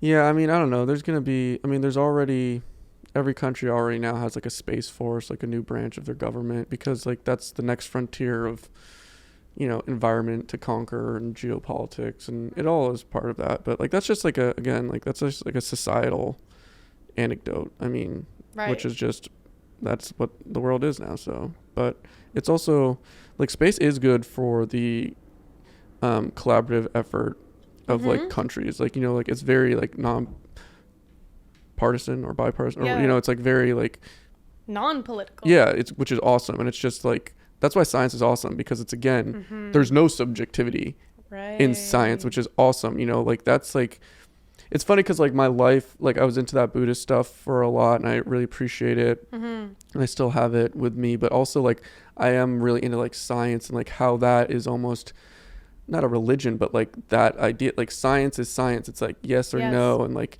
the scientific method is established to wean the literal truth. Right. And Neil deGrasse Tyson talks about that awesomely. But there's all, like you said, like quantum physics and all of this other philosophical stuff. Like there's a lot that could be linked with it, and it's very cool. And there's some great quote I'm not going to be able to remember that Neil deGrasse Tyson talks about like the fabric of stardust is in us, and like that's like a religious experience, but it's also like it's completely non-religious. Yeah, it's like the most scientific physical truth also. Exactly. So it's like pretty cool like that. Yeah. I don't know where I was going with that. I love that. But that's like, for me, and I'm learning more and more to like break these things down and explain them.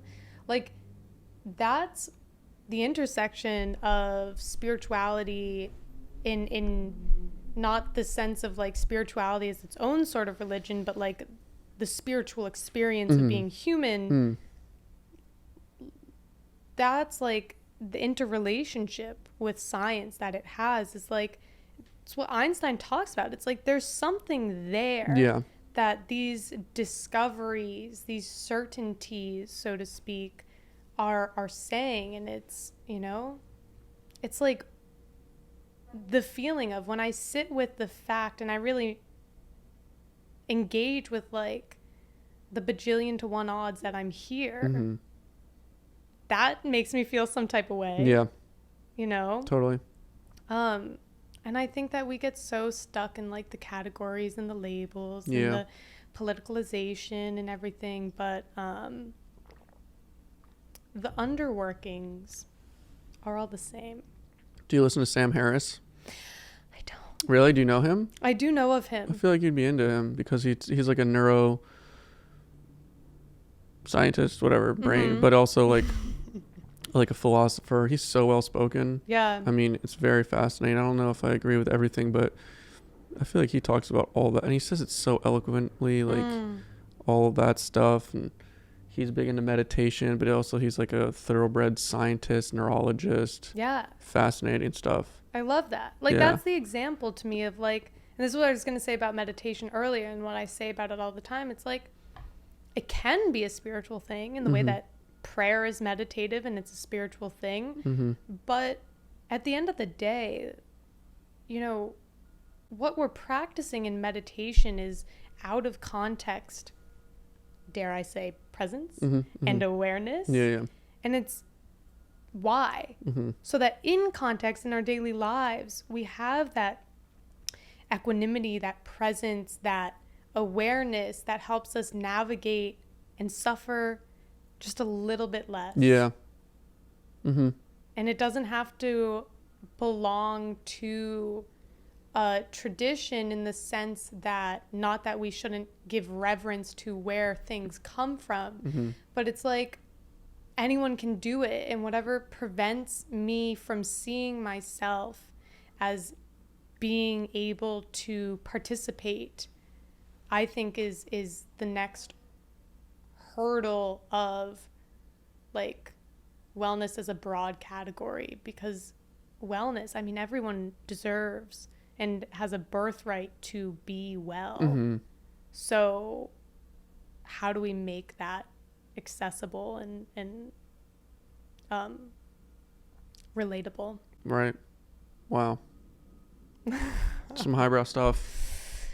Welcome to my brain. Yeah, I know. But it's also, we're in like a, you know, epic conversation. It comes out. It's fun to talk like that. It's like fascinating. Yeah. Yeah. But switching back to art, we've talked about, you know, filmmaking, videography.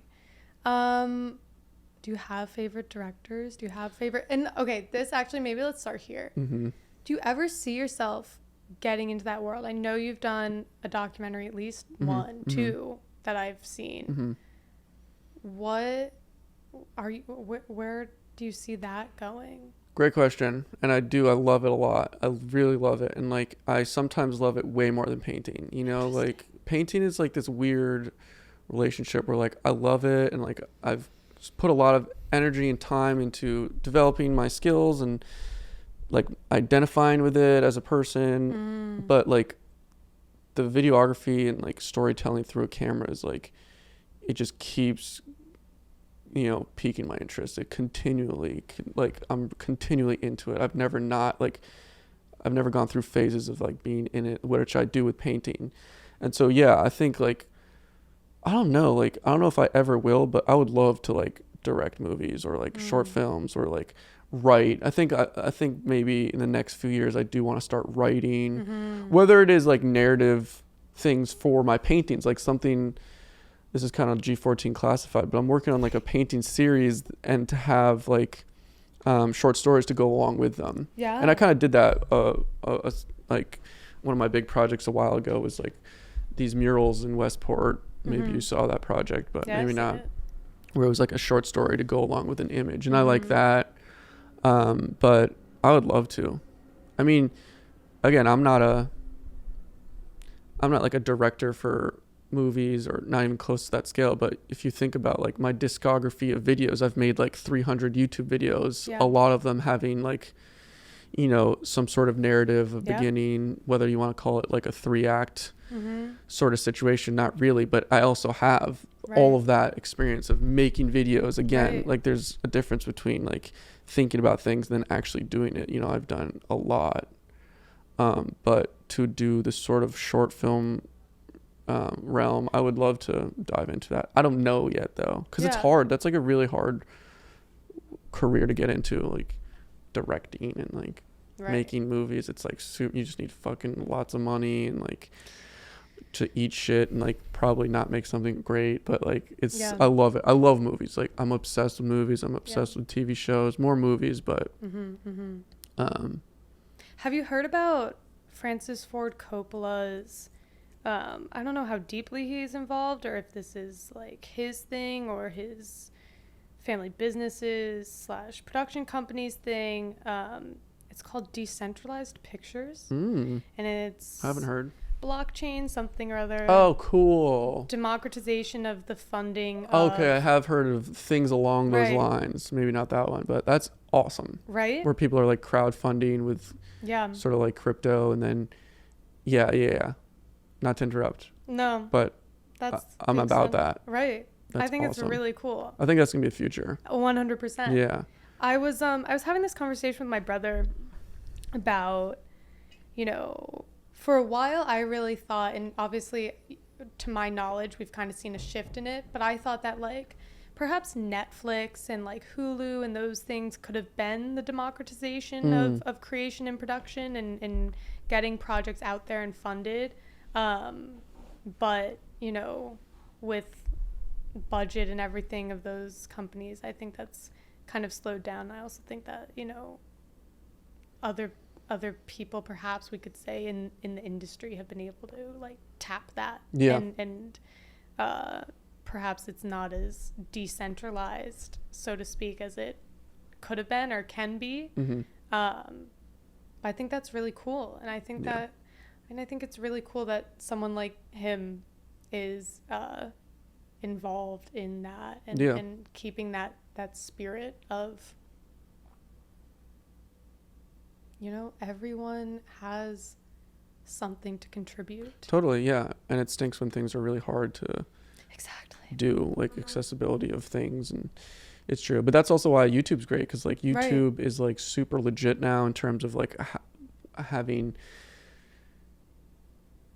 regarding as like professionalism, because like one of the things that I struggled with in the beginning is with my YouTube career is like I wanted to be taken seriously as like a fine artist, right? And when you tell people you make YouTube videos, you're like, oh yeah, you're a what are you doing? You're a social media person. So in the beginning it was kind of, I think there was that turbulent sort of idea, completely like that viewpoint, and maybe even still now, but it's way more accepted now, and like there's full-on huge production companies and making amazing short films, or anyone, artists, storytellers that, you know, are on YouTube. And so like that's like, I feel like YouTube is sort of the first branch of like the decentralization of like you could get a shitload of eyeballs on whatever you want to put out, produced or not. You don't have to go through production houses or networks, and that's really awesome, and I totally love that, and that's why I'm YouTube forever, baby. But like, it's still like, I mean, you're never going to be able to make a blockbuster movie without hundreds of millions of dollars. That's never going to change. And that's great. And I think that space should always be there, because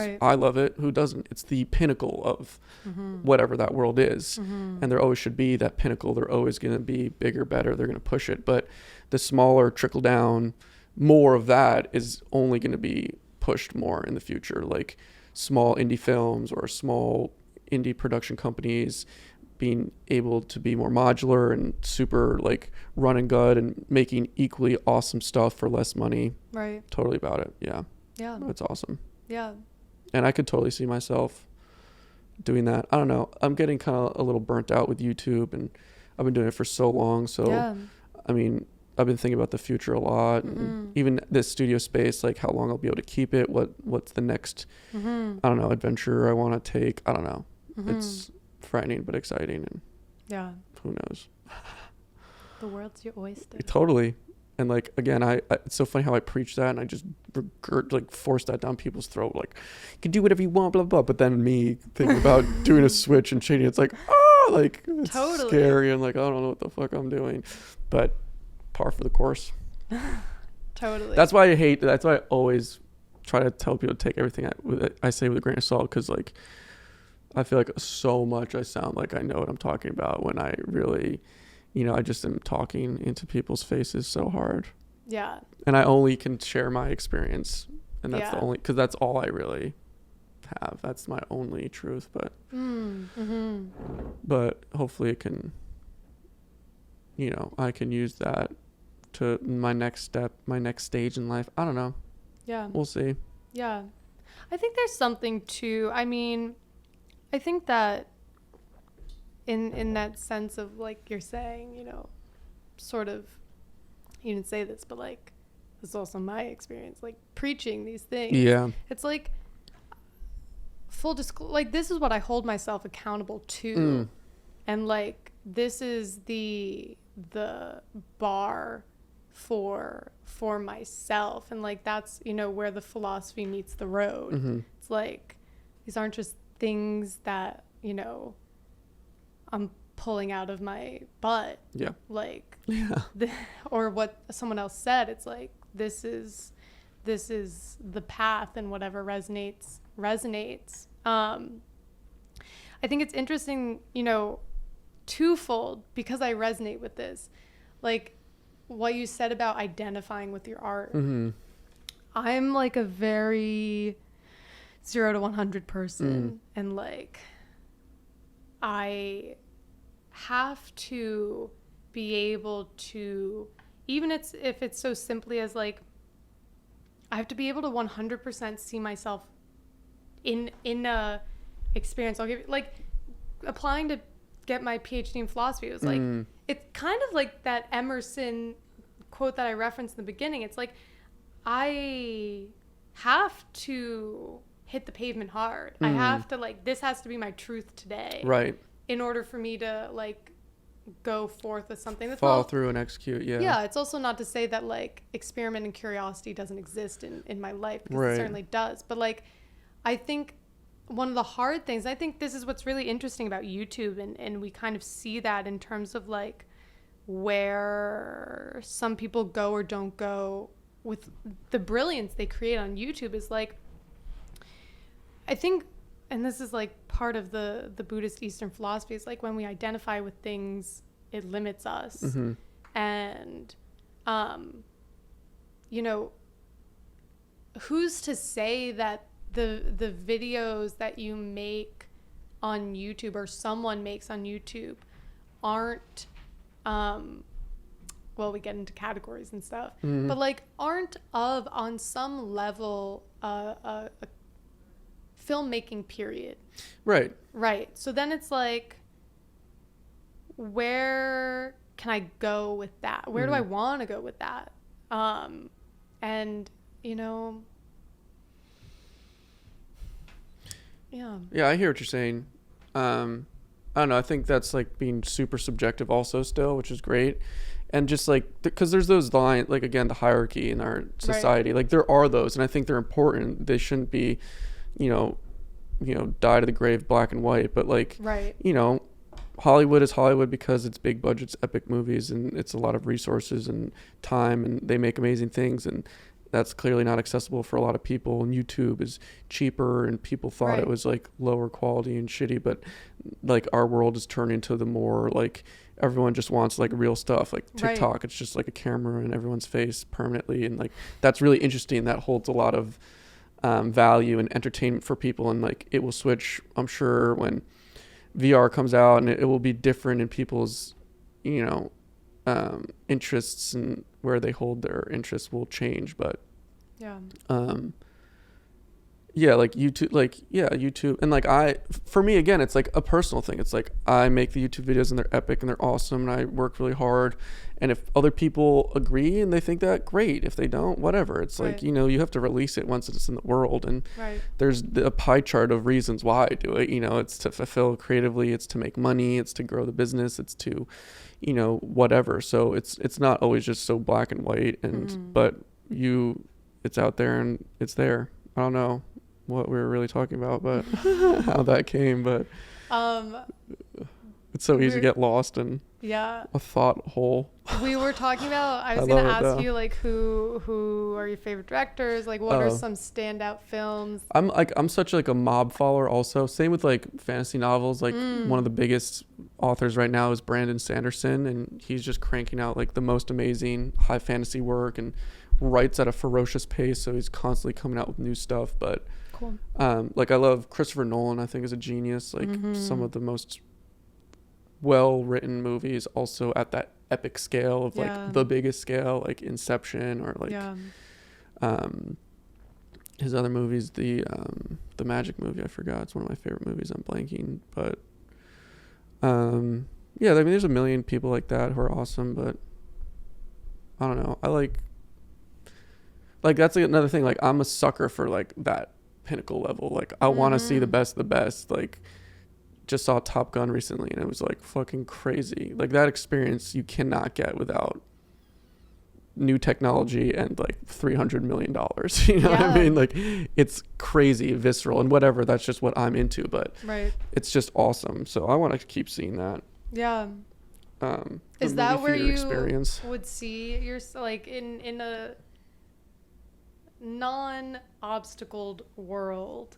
Is that where you would see like what you might contribute in terms of filmmaking? Maybe, yeah. I mean, if there was no obstacles and I had the opportunity to work with like insanely smart people who are so good and like be involved with making a blockbuster movie, sure, I would totally say yes, because it's awesome. I also like, I'm like a romantic about it. Like I love the movie making process. Like again, this engineering standpoint, like I love going to theaters and consuming the movie, but like I love how it's made, the different jobs of everyone, the cinematographer, the DP, like costumes, and like it's a dance. It's like, and this is a subjective opinion, but like film is sort of like the pinnacle, I keep saying, of like everything. It's like writing, it's visual, there's music, soundtracks, like Foley, like it's almost everything combined. I never thought at the top level. 100%. And like it's not the top saying like it's better than you know, Beyonce singing or Mozart or like, you know, Caravaggio, but it's like it's kind of all of them combined. Totally. And like it involves thousands of people and takes years to make like a really big film. So it's really cool like that, and the different systems and the cooperation to complete that is fascinating to me. So I love it. Like I would love to, my dream, I think is a way more realistic dream, is to like be on a set and just watch it, you know, whether I'm working as like a gaffer or like a grip, which are different like jobs, but that would be awesome. I would love to, just for the experience, you know, not even being really involved with like the writing or directing, but if I had a genie wish, I would be like, hell yeah, I would love to direct a fucking awesome, crazy, sick movie that I wrote that people loved, right? Like ego involved and everything. Mine is no ego. Yeah, no, but yeah, that is a world I do love. And that's another thing what I was talking about before. Like, what do I really like? Like, I love that shit. I love movie making. I love the production. So why don't I continue to sink my toes into it? I think I'm going to. It's just a matter of how. You know, it's like hard. It's obviously easier said than done. But how do I get more involved with that? I don't know. Right. You know. Yeah. Yeah. But also there's other ways, like a kid on my podcast, Jordan Stuttered, he makes TikToks, and like you think of TikTok as like this crazy cringy dancing things, but like it's just another form of social media. Is he the stop motion? No, that's Close. He does do animation. That's Okay. 24 frames of Ginger That was, or yeah. Gold. Yeah. Shout out Gingers. Yeah, he's sick. amazing also. And that's within the same vein of this, Right, but this kid Jordan posted on TikTok, and he makes these wonderful 60-second like stories about his friends, and they're super narrative and like quaint and like ethereal, and like it's 60 seconds, it's low budget, but like he still does props, he writes little scripts, and it's amazing, and it's so cool, and it's just storytelling on a smaller scale, but it's like still pretty, like it takes a lot of time to make one video for TikTok when you think it's just like throwing up garbage, and it's so cool, and like I love it and respect it, and I would love to do that, and that's just him going out and doing it, getting millions of views, and people love it. So it's different than blockbuster movies, but it's in the same principle. Yeah, it's in the same basket. Exactly. And it's awesome, and that he only, you know, can go up from there. I'm sure, you know. That's so, I have to check out his stuff. That's like, you love it. Something that like I am developing right now and like playing with as a trial for Reself is like under this umbrella of perspectives and using storytelling, like short narratives, to communicate these ideas in like the most relatable sense. Because for me, like what I love about film, other than, you know, everything that you said, which you said so well, of that intersection of all of these different disciplines, is like I love how I feel when I watch a movie and how a movie touches me, and like what is, you know, behind that, and it's again, it's like, what is the role of film in our human experience? And I did we had a conversation about Don't Look Up on the podcast, and like breaking down, you know, that film specifically, and you know, in that idea of stories telling us something. It's like, what was this story telling us?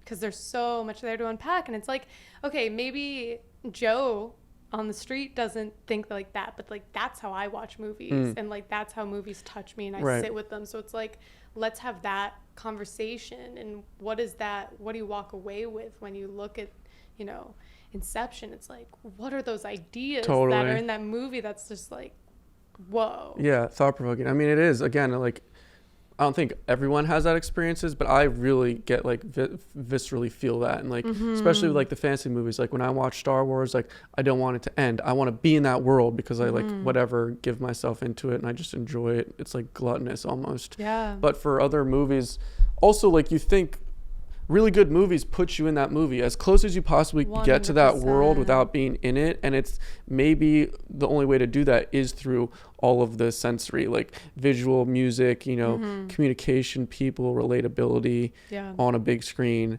But it's amazing, like it just plays, you know, the strings of your heart completely. And I'm like, I tell this to everyone, and I again wear it on my sleeve, and I don't give a shit, but like I love Disney movies, and like I love Disney soundtracks, and during our figure drawing sessions I play a bunch of Disney soundtracks, and people are like, what are your favorite ones? Oh, I mean, you could go on Hercules, like Aladdin, I mean Moana, Frozen, like all those things. It's like whatever, they're just like genius storytellers, like music with the animation, with the character development. It's just like they're fucking geniuses. It's pretty undisputed. But what was I saying? Like that, and like it just whether it's me or not, it like really affects me. You know, even animation, it's like, wow, how are they like touching me so much? It's crazy. But I don't know, I'm a sucker for that. I'm a Disney adult. Just kidding.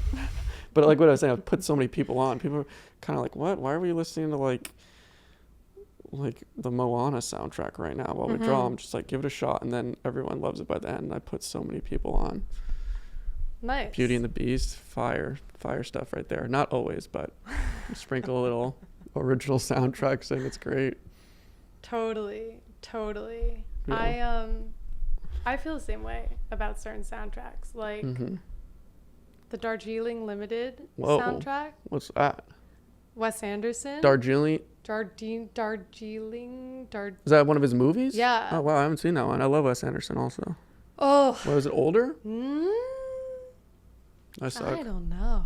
I don't know. I'll look that up later. It's I'm excited for you. I love it. It's like these three brothers go to India for like seeking a spiritual experience. And it's just like the chaos of their dysfunctionality. Wow. And the soundtrack is so good. I teach yoga in my free time. And there's one song, I'm so upset right now. They took it off Spotify. A lot of it he pulled from soundtracks of Indian movies. So perhaps that has something to do with it. But it was just this one song. And I mean, talk about like music intersecting with other things. I think it's really interesting the way, a workout, the way your music matters so much to your workout, the way music influences a yoga practice, like when you're so present and the way it can shape that practice. Like I did one the other day and most of the music was like sort of Italian and Brazilian, and it was just so interesting, and the way it fit with like the time of day that it was done, it just like worked so well, and you're transported. And that's it's really cool. I was in a practice once and someone played, I think it was a violin rendition of what was the song? Moon River. And I started crying. Wow. But it's like the way, I always say I'm a crier. And I think that I said this to someone else and she like scoffed at me and was like, what? No. I think that like for me, especially when I watch a movie, it's like crying. That means I'm being touched by it. Oh, totally. Like I think to cry is to be alive. Yeah. But like it's to be touched by experience that much. And I think that that was a really cool moment, and that is cool. I've had those moments many times, but it's like the power of art. Totally. I'm the same. Like I don't think I cry like in my normal life, like emotionally. Sometimes my emotional bag is full and I drain it and it's great, but movies and TV shows, like because I'm so in it, again, this might be different from other people, but like it raises my emotions just at a base level. Right. So when something even cliche or dumb happens, like I'm ready to just let the waterworks out. Right. Even for like animated movies or anything, it's because you're present. Yeah. And you're just like so in it. And like, I don't know, you're holding on to each scene. And, it's also like a very small snippet of like intense emotion. That's what movies are. Right. With character arcs and plots. But I completely agree. And it's great. But not much for music, honestly. Like I can't say that for music. I think I get in a vibe for sure. Like if like I'm walking or I'm in the train or working out, like put your headphones in and you're completely in whatever vibe, and it's pretty powerful. But I don't think I like emotionally cry from it. I don't think I ever have. Or like the visceral experience, like the playlists that I do for Reself are all super specifically curated for a specific feeling to be evoked. And it's like it's completely valid. Yeah. It's fascinating how that happens. It's so fascinating. And it's like, down to the lyrics. But it's like, that's what all of these things can do in any sort of art discipline, which is so, again, not everyone needs to think about it. Right. But it's cool when we think about it. Yeah, and we're also conversing and articulating it, so it's great. Right. Yeah. Yeah. Yeah. I fucking love movies. I've seen too many. It's like hard to watch new movies because I hate rewatching movies. Yeah. And I'm also really picky. Like if I don't, and I'll watch anything with someone else, like the camaraderie of sharing that experience, and I'll rewatch anything. But if I'm by myself, I have to see something I haven't seen. And then I get so picky and I spend so much time looking for something and then I never watch it. That's so funny. My mom specifically hates that I am like that. Yeah.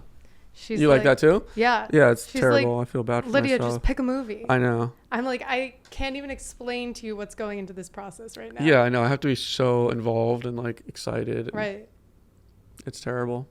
But so she goes. Exactly. It's a magical thing. It's fascinating. I think, like, I love to just think about like the fact that we animals do this, like art in general. That's why I love this series. That's why I love having conversations about this. That's, you know, it sort of goes into the philosophy piece of it. It's like, is it valid that, is it great that philosophy happens on such a highbrow academic level? Yes. Are those contributions important? Yes. But I also think, you know, I had this epiphany one day where I was like, I think that some of the equally important philosophers of our time aren't in academia. Maybe they have a podcast. Maybe they make movies. Maybe they write literature, whatever it is. Yeah. But it's of equal and important value. And it's the art in which it's said. It's not the bajillion fancy word ramble. No, totally. Yeah, like just commenters on reality, you know, artists or painters, poets. Yeah, I mean, again, I think there's this like hierarchic section of philosophy that's like academic and rigorous and using big words, and that's sort of perhaps the backbone of contemplating life. But then the people who are random podcasters or other people just, you know, commenting on life through a different medium, is they could be equally as prolific and awesome. You know who I like a lot? Russell Brand. You ever listen to him? I've listened to some of his stuff. He's kind of crazy. He is. And for me, I get impressionable is not the right word because I'm not a child in that sense anymore.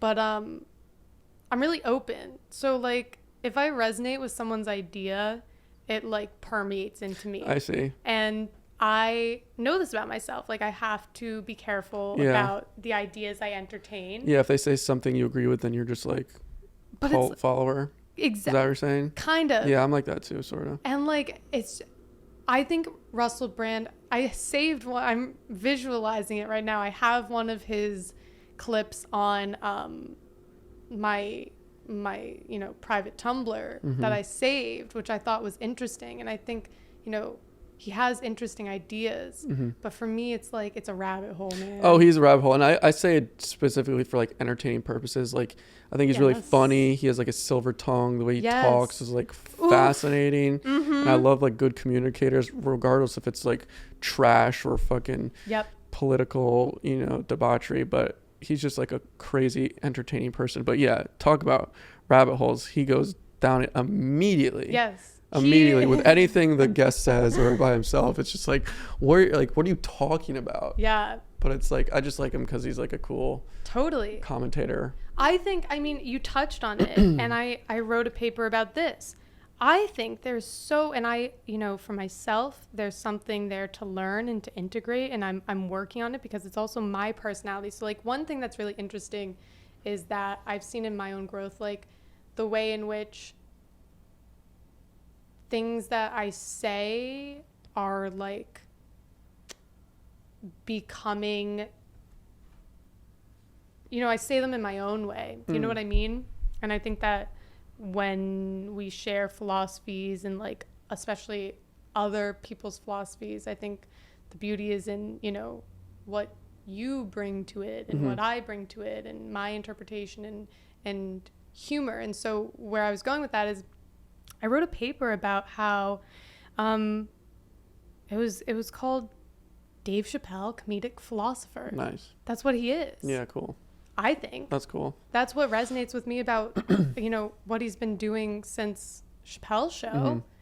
And I think there's so much, and it's like, to me, it's kind of like what you said about Russell Brand. It's like, that's the ability to use comedy, film, literature, poetry to introduce ideas that either lay idle within our subconscious or are in our lived experience or whatever, or make us think.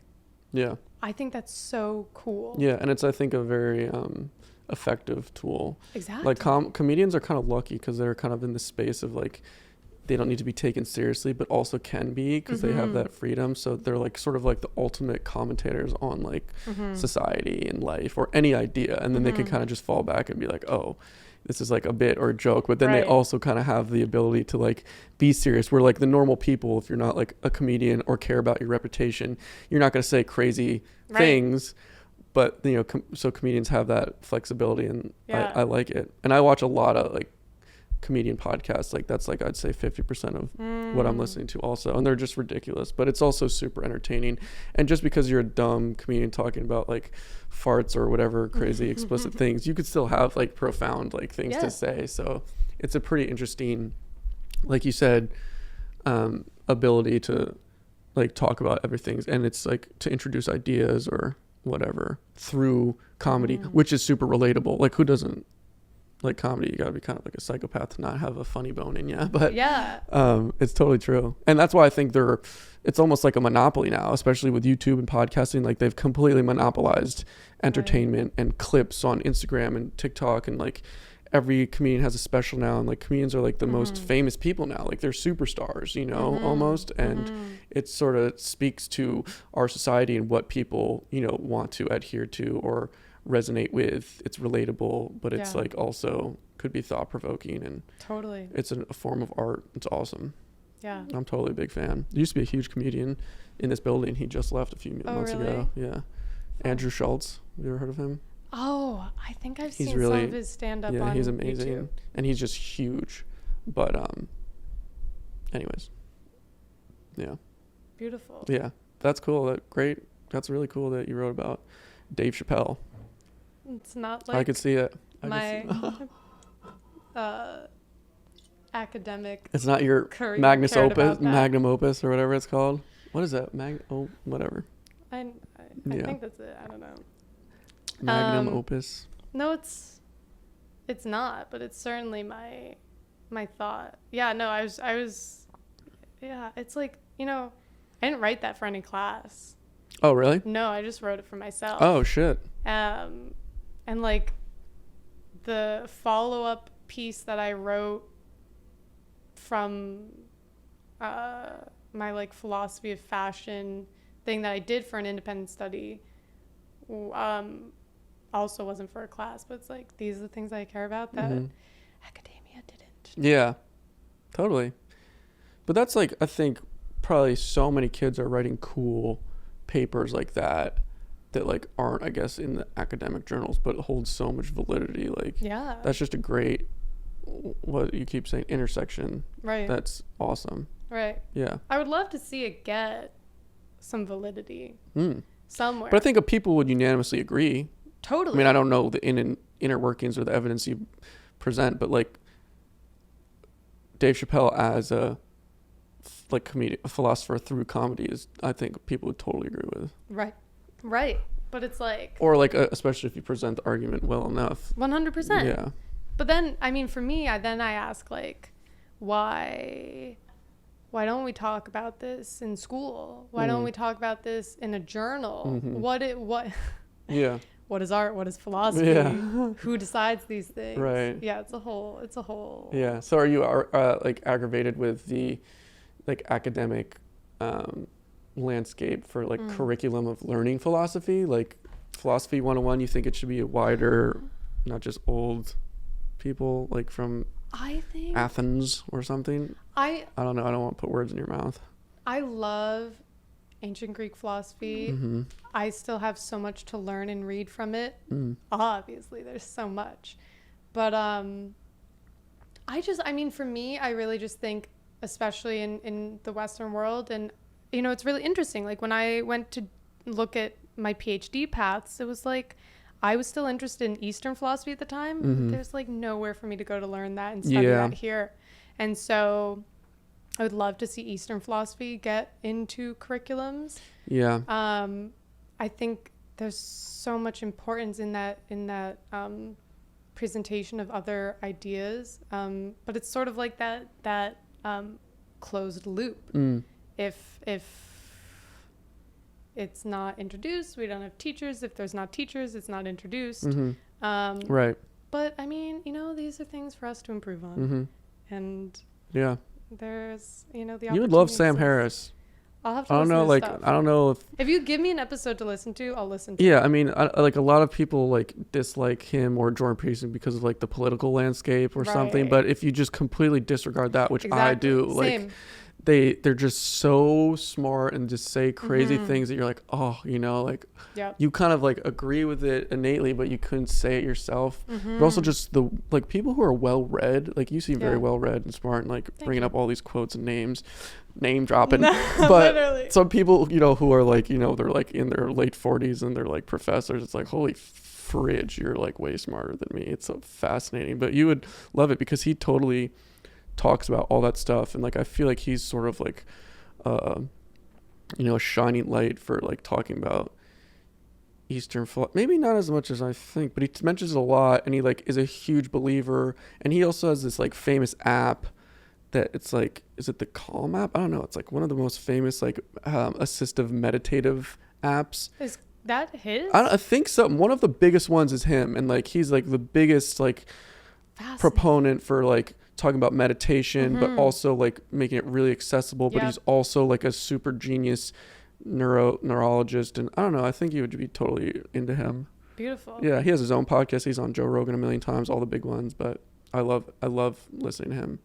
Awesome. And he also is like he's like probably one of the most articulate, clear speakers I've ever heard, but he could also kind of go down the rabbit hole, or it's just so highbrow where I'm like, okay, I'm not following, like, I don't know what you're talking about. Same with Jordan Peterson, like his religious things and Bible things. I'm like, dude, okay, that is amazingly above my pay grade, but it's still interesting to listen to. Exactly. But yeah, you should check him out. I'll try to look for something that would be up your alley that he talks about, specifically podcast, but I don't remember one specifically.